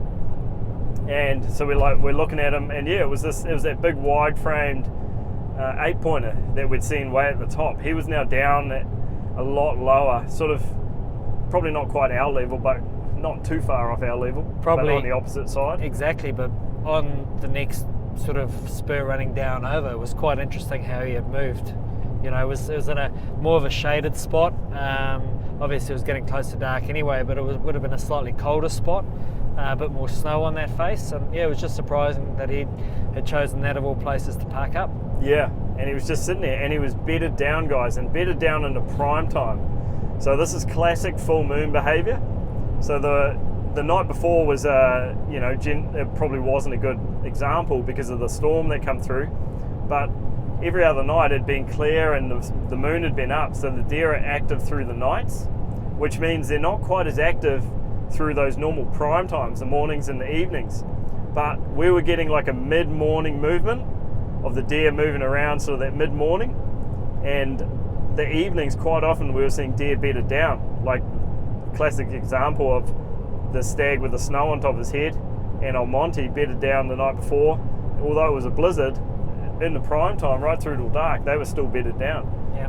So this sort of wide framed 8-pointer was bedded down. We were watching him for a bit. Eventually he got up and moved around a bit, but I can't remember if he was active or not. Do you remember much more about him that encounter? I think it was just kind of he was too far for us to make any kind of closer inspection or get a good look at, and was, he's bedded down, and it was, I think at that point we decided that we'd had enough walking around for the day. It was time to go find a camp chair and get the stove on, get the MSR on, and make a hot cuppa. Yeah, get a hot drink in us. But I will just add this in, guys. Like this 8-pointer, he actually was quite a nice looking animal. He had a cool shape to him. Good length on his beams, 8 points, and he was just, out of all the stags we've been seeing, definitely it was him and it was Monty that was standing out as sort of the biggest stags in the valley, I would say, 100%. From what we could see. 100%. So that's up until this point, get quite excited when you see a good animal. So back at camp, had dinner, sort of had a recap on everything of the day, come up with some sort of plans, and went to bed, woke up in the morning, same thing, strolled out of bed. At this stage there's still a bit of snow around. There's still quite a bit of snow around actually. It didn't really melt away that fast. And then cooked up some coffee, and we basically got into the day's hunt, which was started off on our little glassing knob, glassed up a few animals. The usual stags were on the move, and I don't know if we saw a hind that morning, but this time we were going to start climbing, and we were going to climb up the ridges that the stags were on, but we're going to try and stay away from the hot spots where we'd been seeing them. But we wanted to get a little bit of elevation up and look into these little folds, these fingers that they were in. So that was the plan A. Like mid-morning, once that sort of mid-morning movement had finished, we sort of packed up some lunch and we got our gear and we started sort of climbing up the stag face, getting up onto the spurs, getting elevation, looking down into the little cracks and the guts and bits and pieces like that. All the country we couldn't otherwise see from the knob or the valley floor. This sort of country lends itself really well to cover, and you might look over 95% of a face, but invariably that little 5% is all that the deer needs to hide in. So just by changing the angles, it was just sort of ticking boxes that we'd looked over the whole area, and we could kind of move on and just see if we could see any new candidates. Yeah, so new country, you start getting a bit of a yearning for it after a while.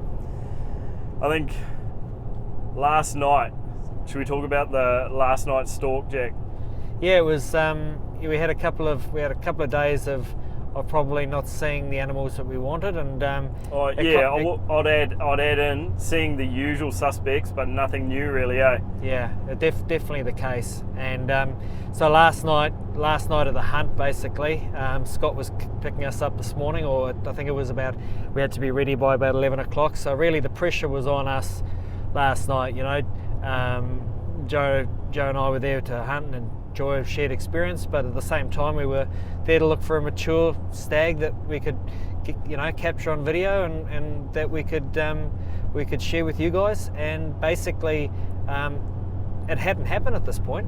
Nah, it's sort of like there's a bit inside me saying, man, are we going to get a good opportunity? It's something that we want to shoot and take home, because we're out there for many reasons, guys. We're out there to have a great experience, get a nice stag, bring some meat home, make a video that you guys will enjoy watching at home. So there's lots of different aspects that go into like being successful for us. It's not just the hunt, it's the hunt and all surrounding it, eh, Jack? Like there's lots of things we're trying to achieve on this trip. A lot of things to pull together so that it works, and how we individually measure or gauge success. So coming back to last night, we'd started up quite high. I forget the altitude we ended up, but we invariably I think we were coming down sort of right in that prime time, and we had imagine coming down a staircase. Basically we were on this big long staircase, and each time we got to a level we would stop and pull up in glass, and at one point we had a hind and a yearling that we could see, and they were the only deer we'd seen for pretty much most of the day yesterday. So the 11th hour's ticking by. I could see Joe getting frustrated probably with the lack of animals, and I was feeling it too. Like, it just looked so good, and we'd started the trip off so hot, seeing a number of different critters getting around, and then day after the full moon, basically it was sort of vacant. Yeah, we'd done a big mission. So this is the evening, but before that we'd done a big day. Like we'd covered huge country, new country.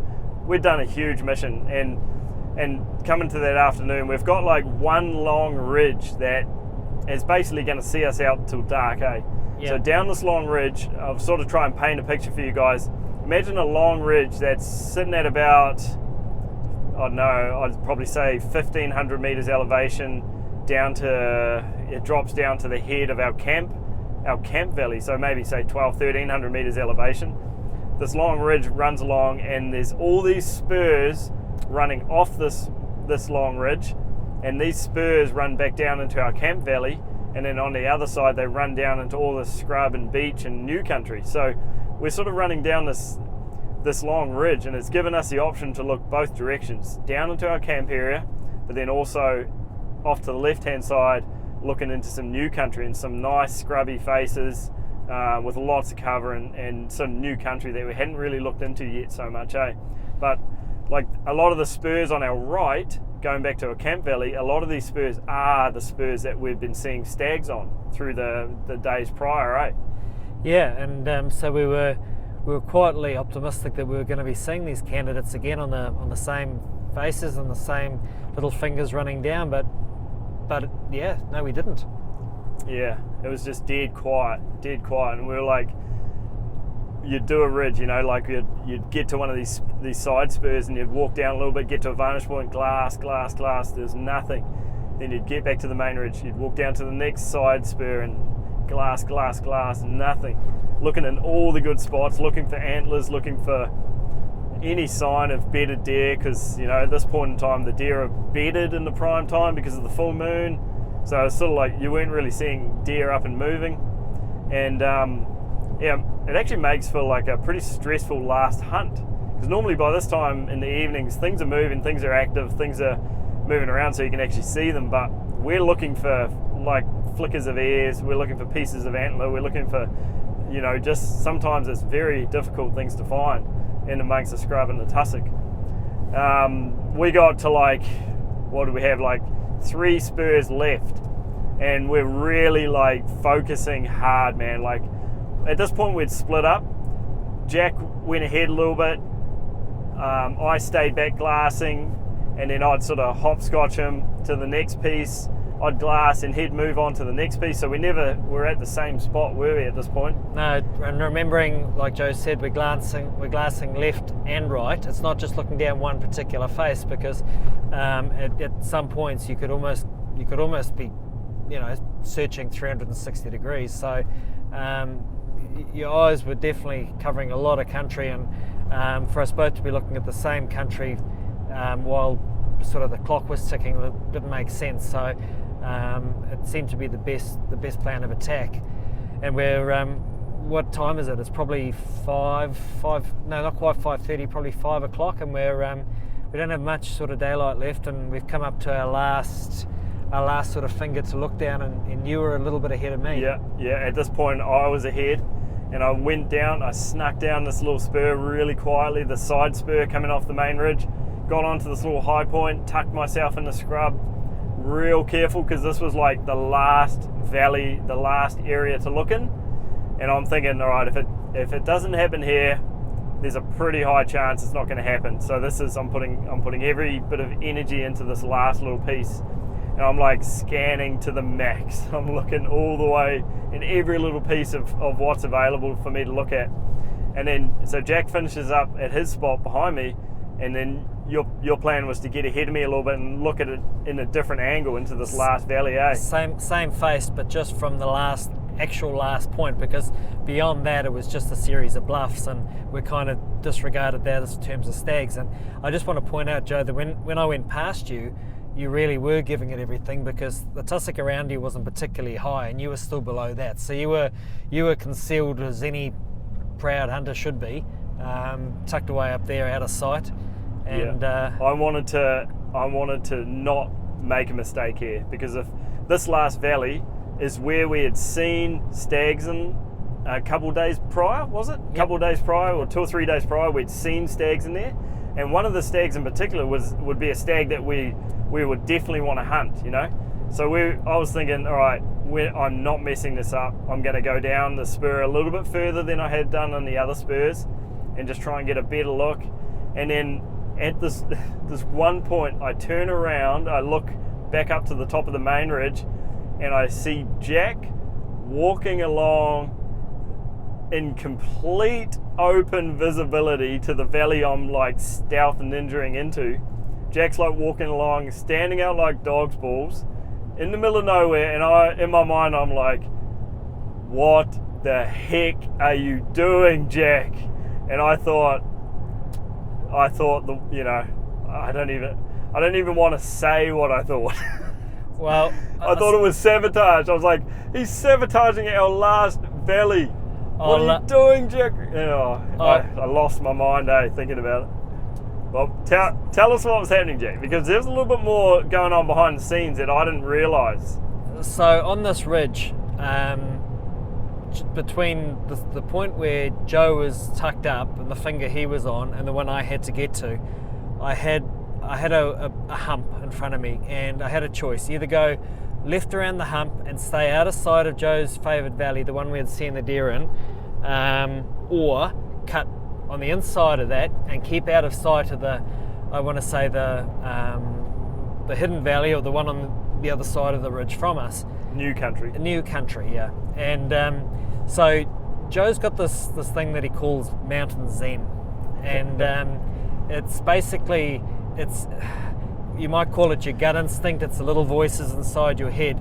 But sometimes when mountain zen talks to you, you need to listen, because things happen for a reason. And as I'm going down this ridge and I can see Joe tucked away, all of a sudden something inside my head says, do not go to the left. So I know the reaction I was going to get from my hunting buddy. I know him pretty well, and I knew that when I walked out on that on the right hand bowl that he was perched in and looking down into the valley of, I was going to be in complete openness. Anything below me was going to see me. I was in dark clothing on a snowy backdrop. A blind deer would have picked me out. So I just knew exactly what Joe was thinking, but the voice inside my head was saying, do not go to the left. And I don't know, instinct kind of took over, and I followed the voice. Yeah, and you did it, and you walked around the open face, ruined my whole valley. I thought my hunt was done. You disappeared, and then I was like, there's a little piece below me, I'll just get down to that. And then I was just getting up to go down there, wasn't I?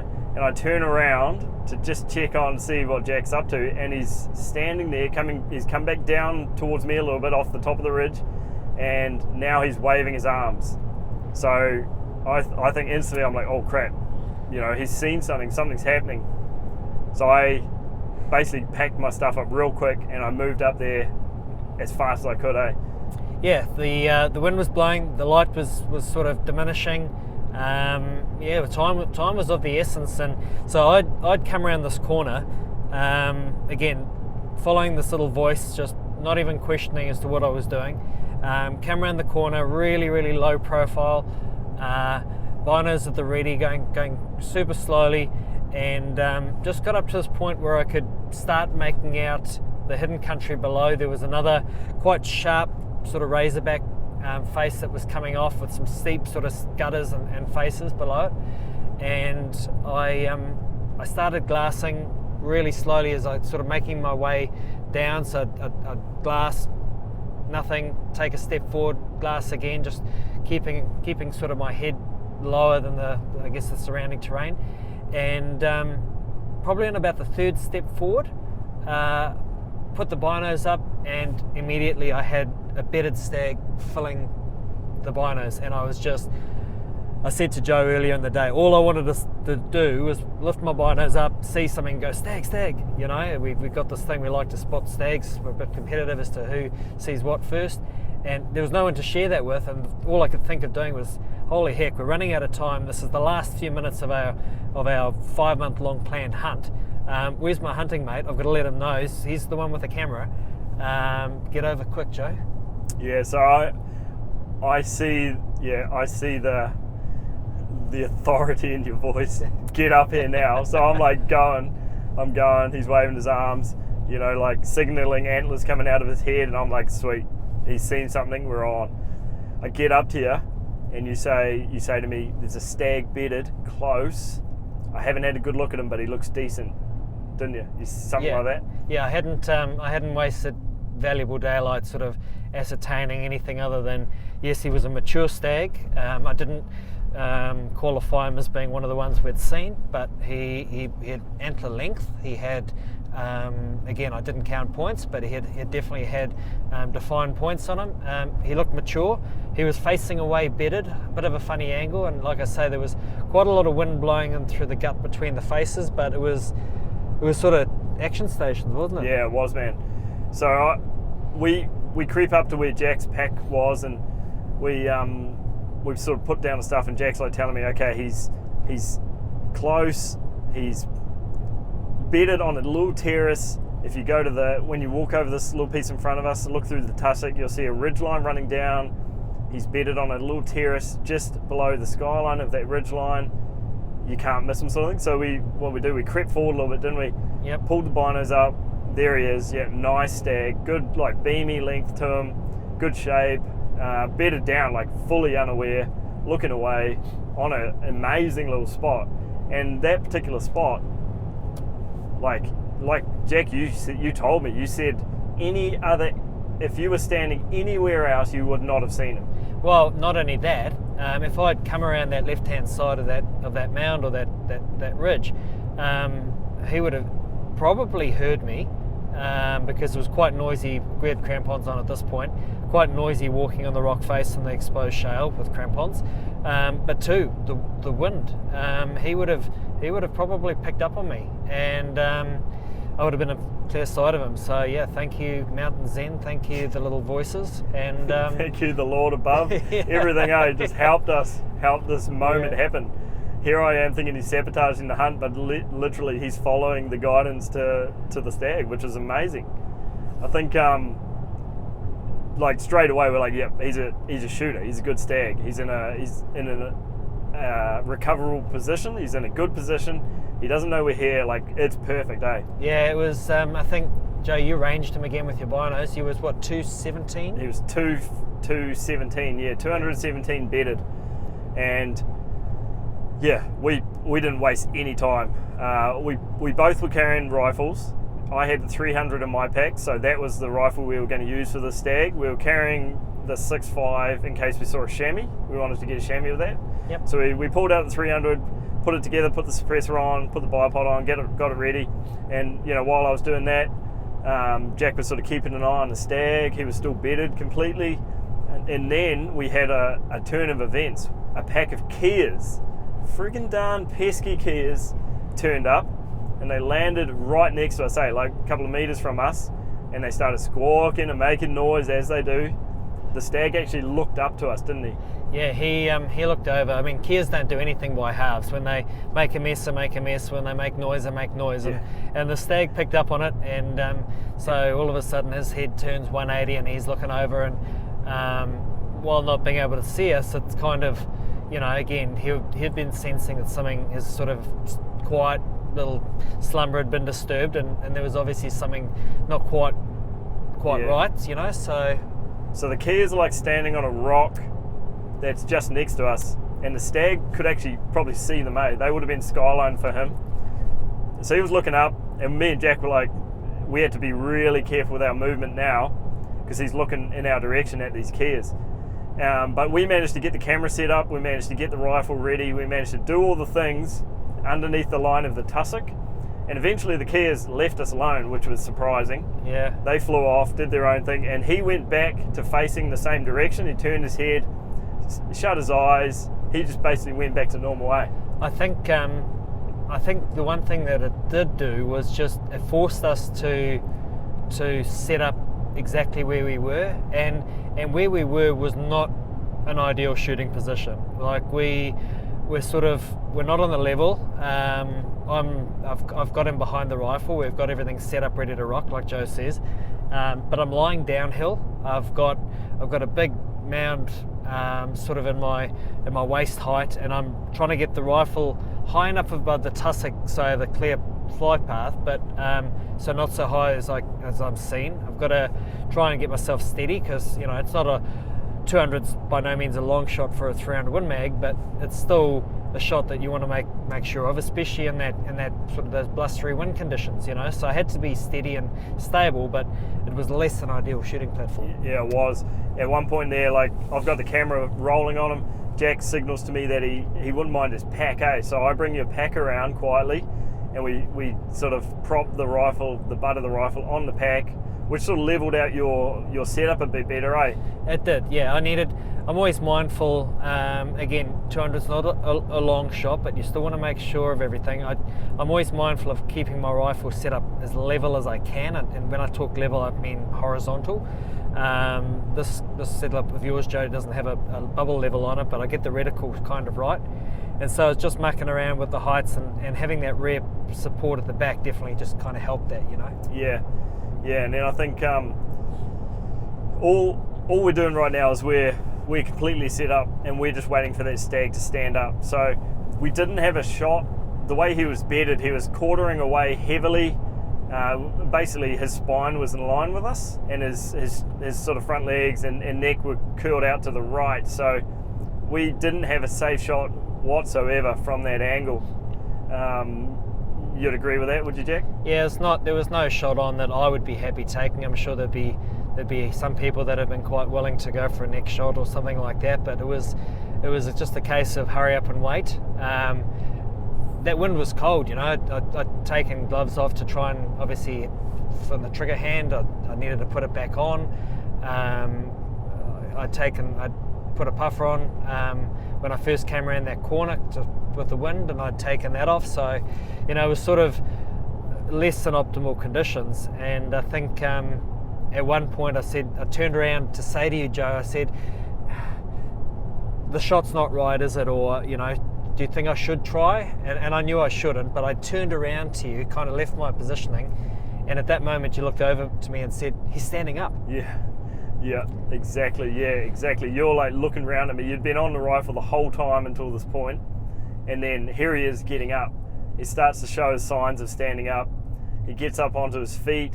Jack, I'm like you were quick to get back into position. You hadn't moved away from the rifle, but you'd taken your focus off the rifle, and then you were back on it straight away. Stag stands up. He sort of like does a stretch. He's quartering away at this point, but there's a definite good shot opportunity. There's a shot angle, and you know, I like to try and make it a sure thing.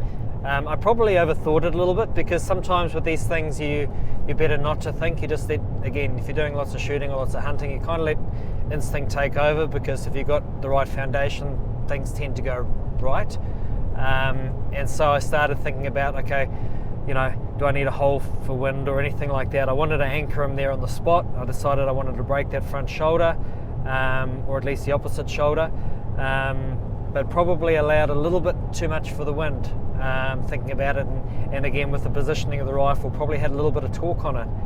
So I signaled I was rolling, the cameras were ready, so yep. Jack, it was all up to Jack. Yep, so when I was comfortable, everything was right, target, everything was sorted, crosshairs were where I wanted them to be, but again, as I say, maybe a little bit of a misallowance for wind.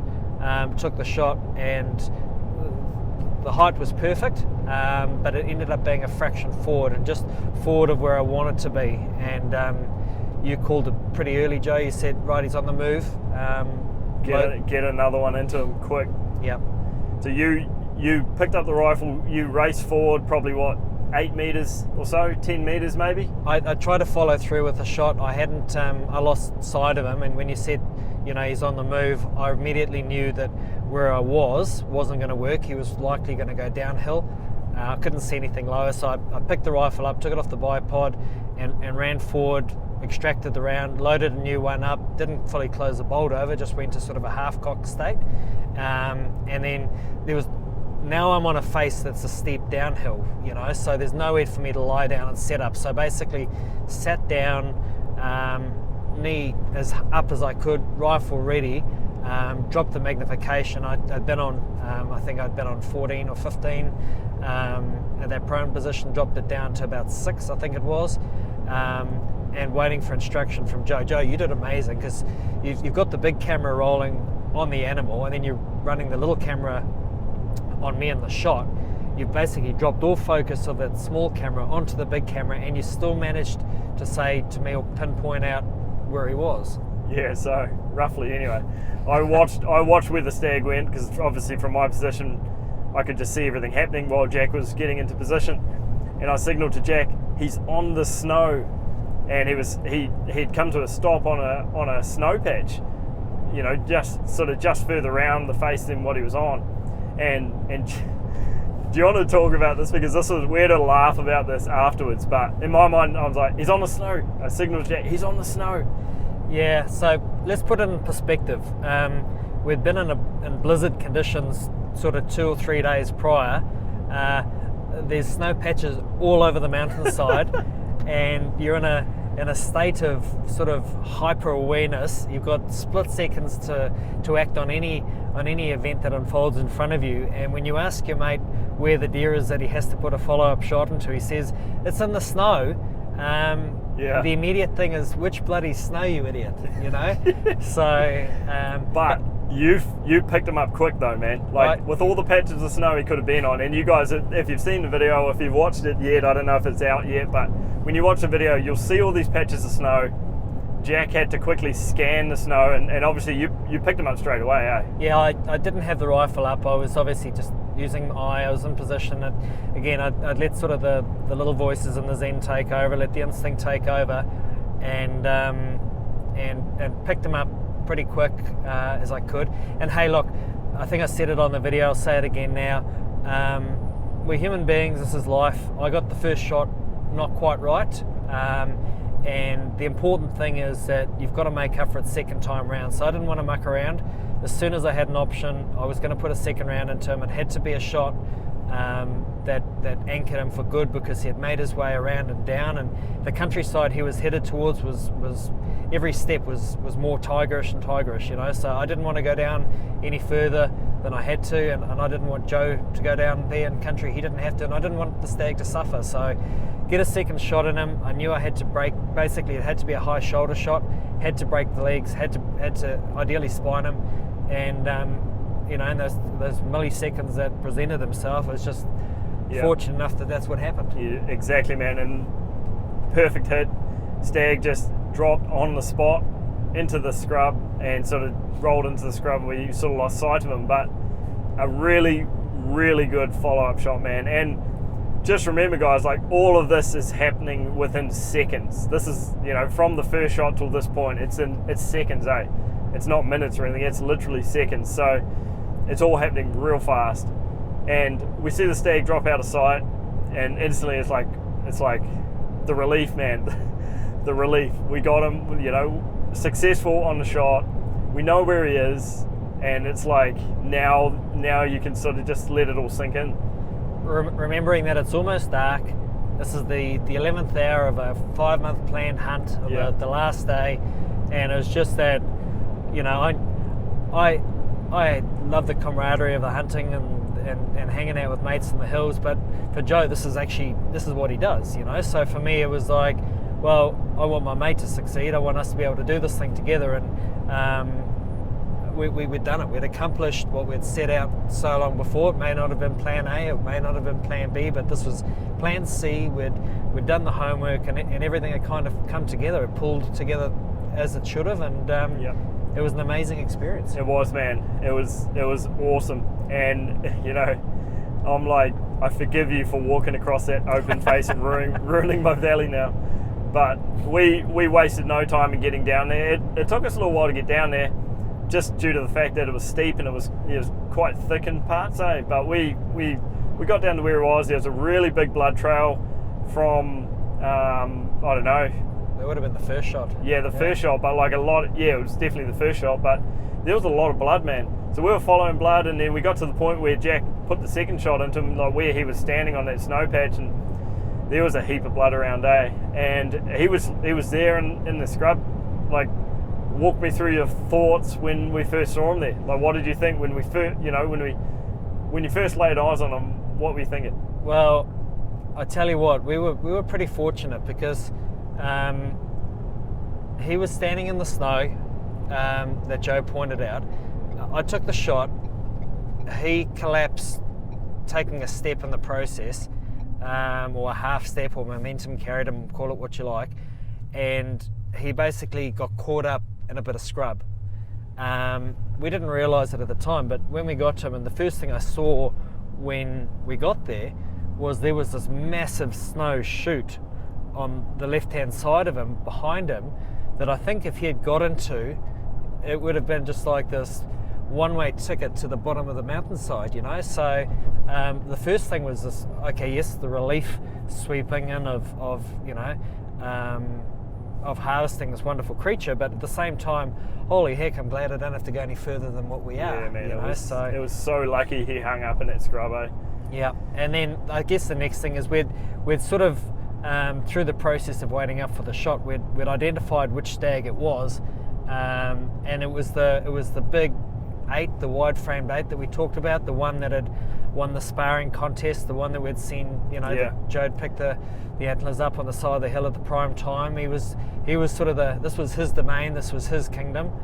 He was quite elusive, eh? Like, out of all the stags that we were seeing over the time, he was one that we saw the least amount of times. Yeah. And he just seemed to be by himself, and we definitely saw him less than a lot of these other regulars. Monty, we saw Monty all the friggin' time, but this stag, like, we never really got to see him close up until this time, eh? Up until we actually set up on him. And so it was cool. It was such a cool stag to be able to put a stalk on like that, and it was definitely one of the better stags that we'd seen, So I think I'm real fortunate, man. Like, we're real fortunate to have that opportunity, I reckon. Yeah, I tell you what, I couldn't have asked for anything better. And some people get caught up in inches and age and all manner of things when it comes to hunting. And we talked about calibers earlier, and everyone's got opinion. But to me, this is a really special stag. I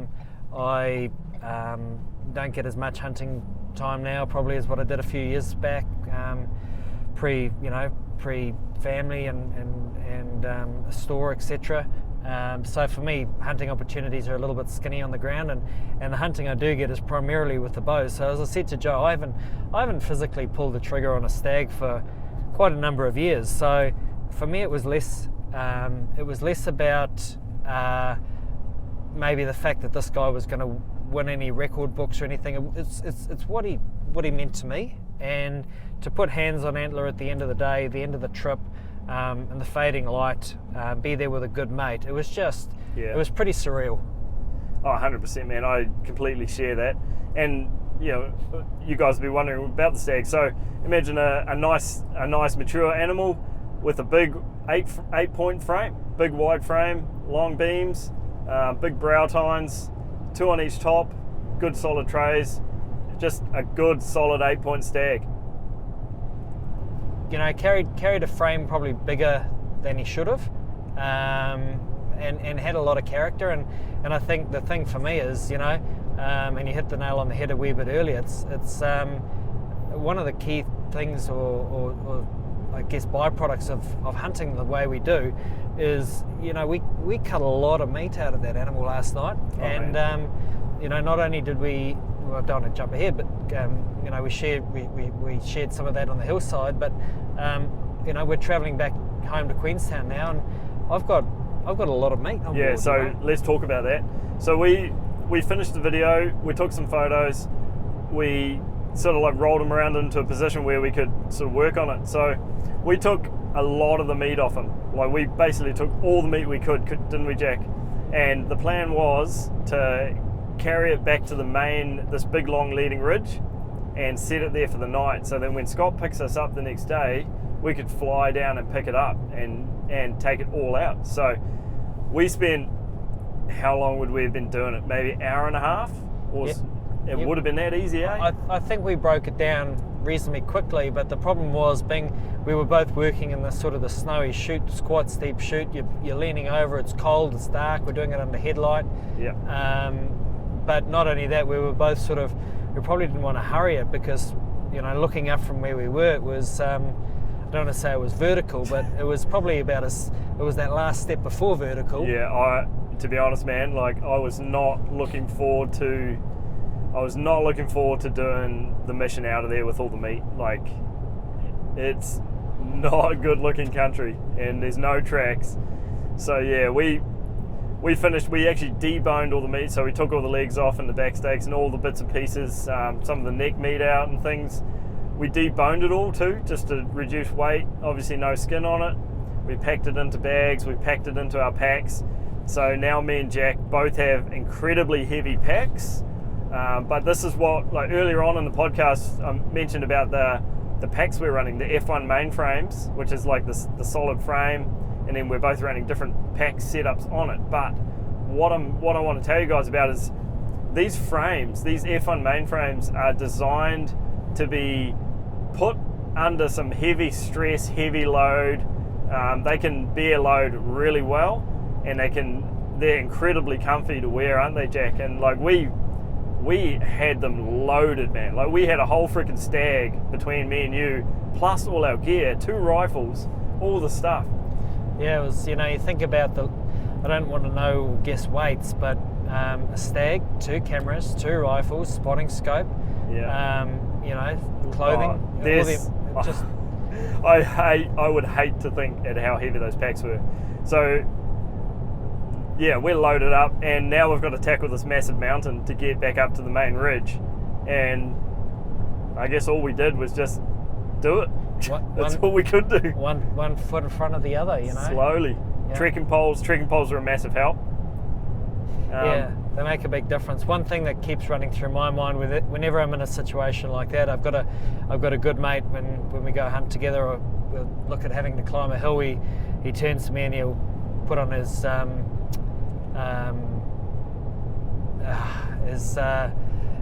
the old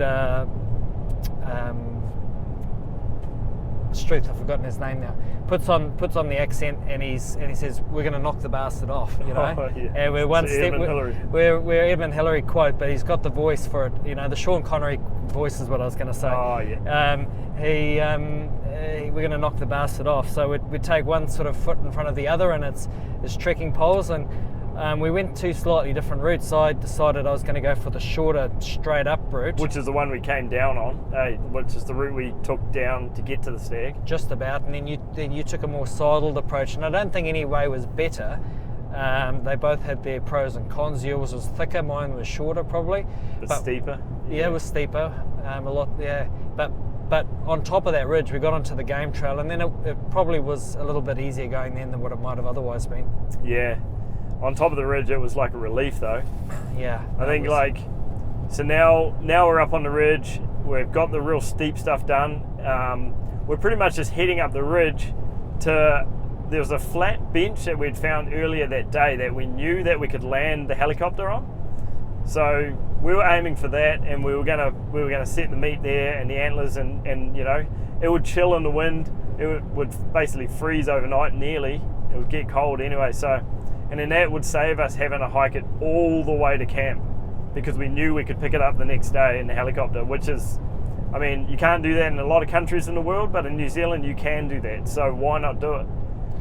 So after we set the meat aside, got it all set up, ready to go, we ended up making our way back down to camp, and I tell you what, it was a really welcome sight when we walked up to our tents and put the packs on the ground. You know, wait. You need to tell them about the thing we were nervous about was, are we going to have tents left? Right, yeah. Because all these, you know, the Kias that hung around us while we were setting up for the shot, they all flew in the direction of camp. Camp was a long way from there, but they flew in that direction. So the whole walk back, me and Jack are like, can you imagine if that whole pack of Kias landed in camp and destroyed our tents or anything like that while we're out hunting? So it was a relief to get back to camp and see two tents in normal condition. It was quite a relief. I mean, not all of the gear survived. I'll let you talk about that, but the tents held firm, so that was great. Yeah. And I forget what time we got back to camp, but yeah, it was pretty late. I sent a few inReach messages out. I talked to Scott on the inReach because he was due to pick us up the next day, and he wanted to know like what the cloud was, because one of his forecasts was saying we were meant to have big cloud, low cloud that whole day, and the day we're meant to be picked up. So he was getting an update from us from that point of view. I messaged a few people, messaged Gerald, and he was asking to see how we got on and stuff, and Catherine, and yeah, it was probably, it would have been 9:30 to 10 by the time we got back, I'd say. And as with any tradition, when you've had a successful harvest like we'd had, and we'd had that shared moment, you know, we'd kept some of the prime cuts, so it was time to not only rehydrate, because both of us had limited water due to, you know, water freezing and frozen water bottles and lack of water and what have you, but also it was time to get some warm clothing on and a hot cup of soup, and then start dealing with some, you know, cooking up some meat. Yeah. I think like we drank 2 cups of cold water, which is not a good thing to do, but we were that thirsty. Like my water bladder in my pack, the hose was freezing, so I was struggling to drink, and you just plain run out, didn't you, through the day? So yeah, water was limited. So we drank water, then we started heating up water, we got comfortable, and then we had the heart, and we had the eye fillets, and we had an epic feast, man, back at camp, chilling out, reminiscing over the days, you know, the incredible hunt that we'd just done, the incredible final evening, and the meat was amazing, man. What was your favourite, the eye fillets or the heart? Oh, for me, I'm a big heart fan, and you know, some of you might think, as I once did, you know, heart's awful or whatever the case might be. Well, just do yourself a favour, if you haven't tried it, just do it. It's really, really easy to prepare.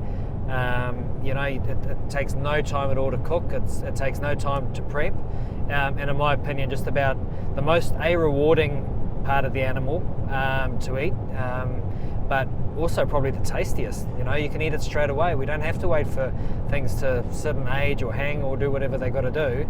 This is ready to go straight from the get-go, you know, again, to be able to share it in those conditions, hey. I share that thought completely, man. I definitely used to. There was once upon a time where I was like, "There's no way I'm eating that," but now it's like, "There's no way I'm not eating that." You take it, after a successful stalk, you can cook up the heart that night at camp, and it is perfectly tender and edible and delicious, man. It's a thing it's almost like a thing you look forward to. Well, it definitely is something you look forward to, isn't it? Well, I said to Joe right at the start of the week, I've got this packet, this Real Meals tasty bacon mash that I'd been saving up, because my goal was to enjoy that and a heart, basically, for as a celebratory dinner one night. Well, we were so excited we forgot the Real Meals packet in the box, and we just went straight to the main event. Yeah, So we had soup, we had a bit of salami cheese as some hors d'oeuvres, and then we had the main meal, which was eye fillets, heart, and in like what was the rub that we put on it? The coffee? We had some Traeger coffee rub, but really the best thing for that was great on the eye fillet. But the best thing for heart is really, it's just some salt, and that's all you need. And it was good, man. It was so good. There was even one time there we put some on a wrap with a bit of cheese, and it was the best meal of the whole trip, I reckon. That meal, without doubt, for many reasons. Without doubt. So that was cool, man. That was real cool. And then we've been saving up a dessert for when we were successful. Hopefully we were successful. We saved it up. So Jack prepared this delicious dessert of apple crumble and Mars bars and all sorts of delicious things. And so we had that to finish off. So it was literally like we earned this great big feast. It was pretty spectacular. But I tell you what, I could see you getting tired and cold, and I was the same. And I think we probably crawled into the tents not far away from midnight, I think, by the end of it. It was 11:30 something when I got into my tent, and then by the time I finished organising things, charging things and sending out all the last messages for the day to people, it was like, it was late, man. It was midnight, and it had been a huge day, the biggest day of the whole trip, because it was our last hunting day, so you got to make the most of it. So it was intense, man, but good to be in the warm sleeping bag. And that night was, well, we knew we didn't have to get up early. We knew we just had to get up and pack up our gear and then wait for Scott to turn up. And it was a pretty cruisy morning. I woke up, we lay in bed for a little while. We were yelling things to each other through the tents. Oh, you had a Kia land on your tent? I had a Kia full on land on my tent, but I think the folks listening to this, actually a little while ago, I said the tents were safe, but there was something else that had come a cropper from the vandalism of the Kias. Yeah. I think you probably, because I know you're a bit annoyed about it. What did they do to you? Those darn pesky Kias chewed on my ice axe, which was back at camp while we were hunting. My ice axe it's like a strop that runs off it that you loop your hand through, and it's got these like rubber grips all over it, and it's got a rubber point cover that covers the spike on the axe, the sharp piece. The Kias had got into this and chewed it all up, chewed all the rubber up, and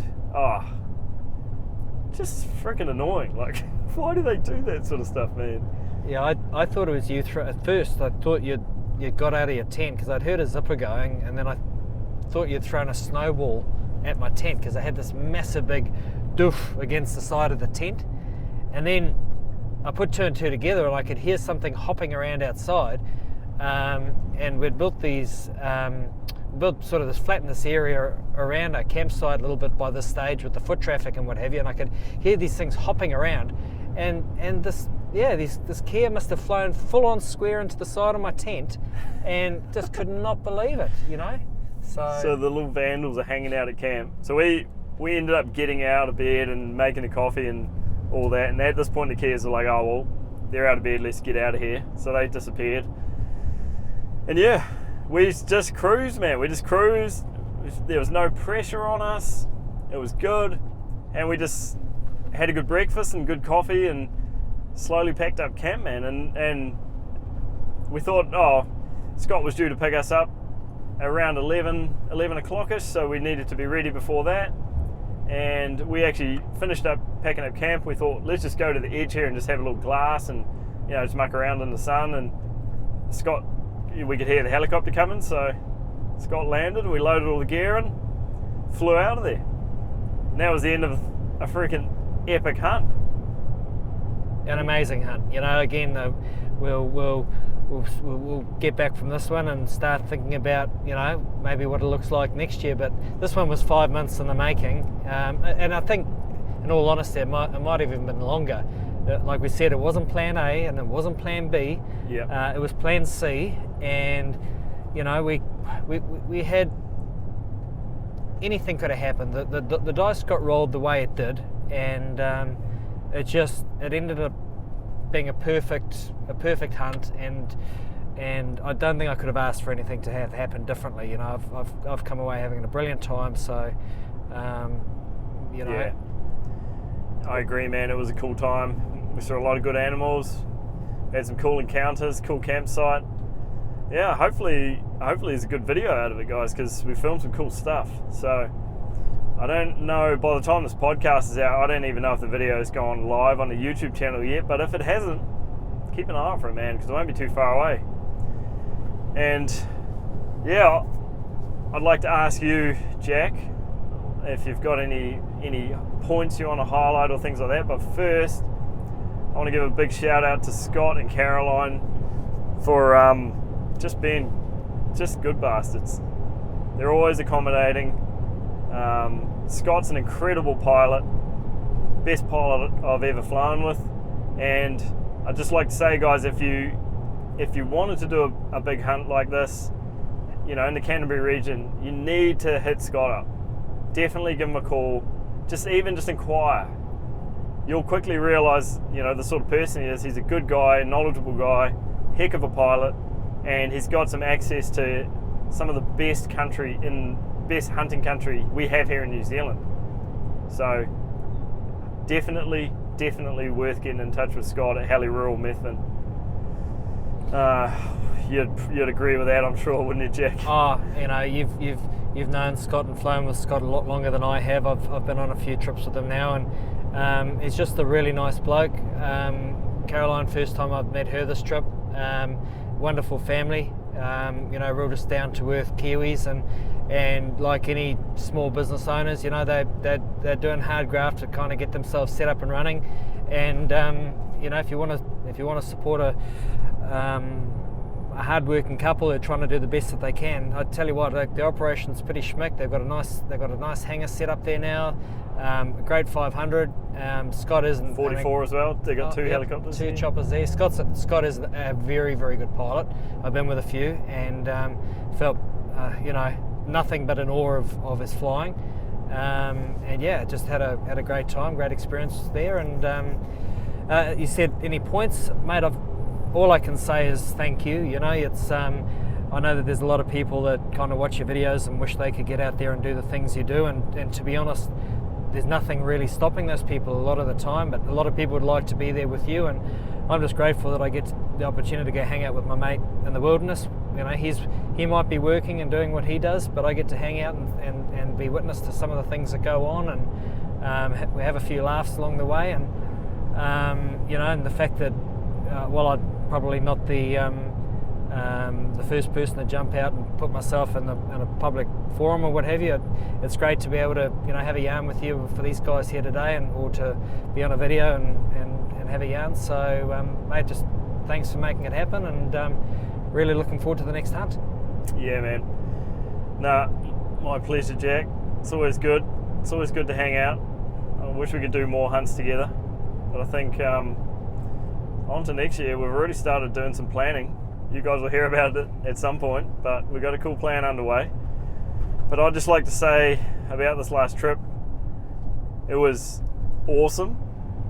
Chamois numbers were lower than I expected, but we made up for it in deer numbers, man, and some of the stags we saw, like, so good seeing a lot of good young up and coming animals, you know.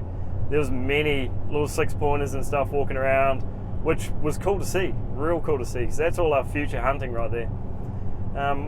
Another thing I'd just like to mention is I'm glad that you were keen to help carry meat out. You carried basically the majority of the heavy stuff, so I think it was really cool that we could take all that meat out, Jack. And I mean, your boys are already excited. You talked to them on the phone tonight, telling them you're bringing them some meat, and they were excited, which is cool.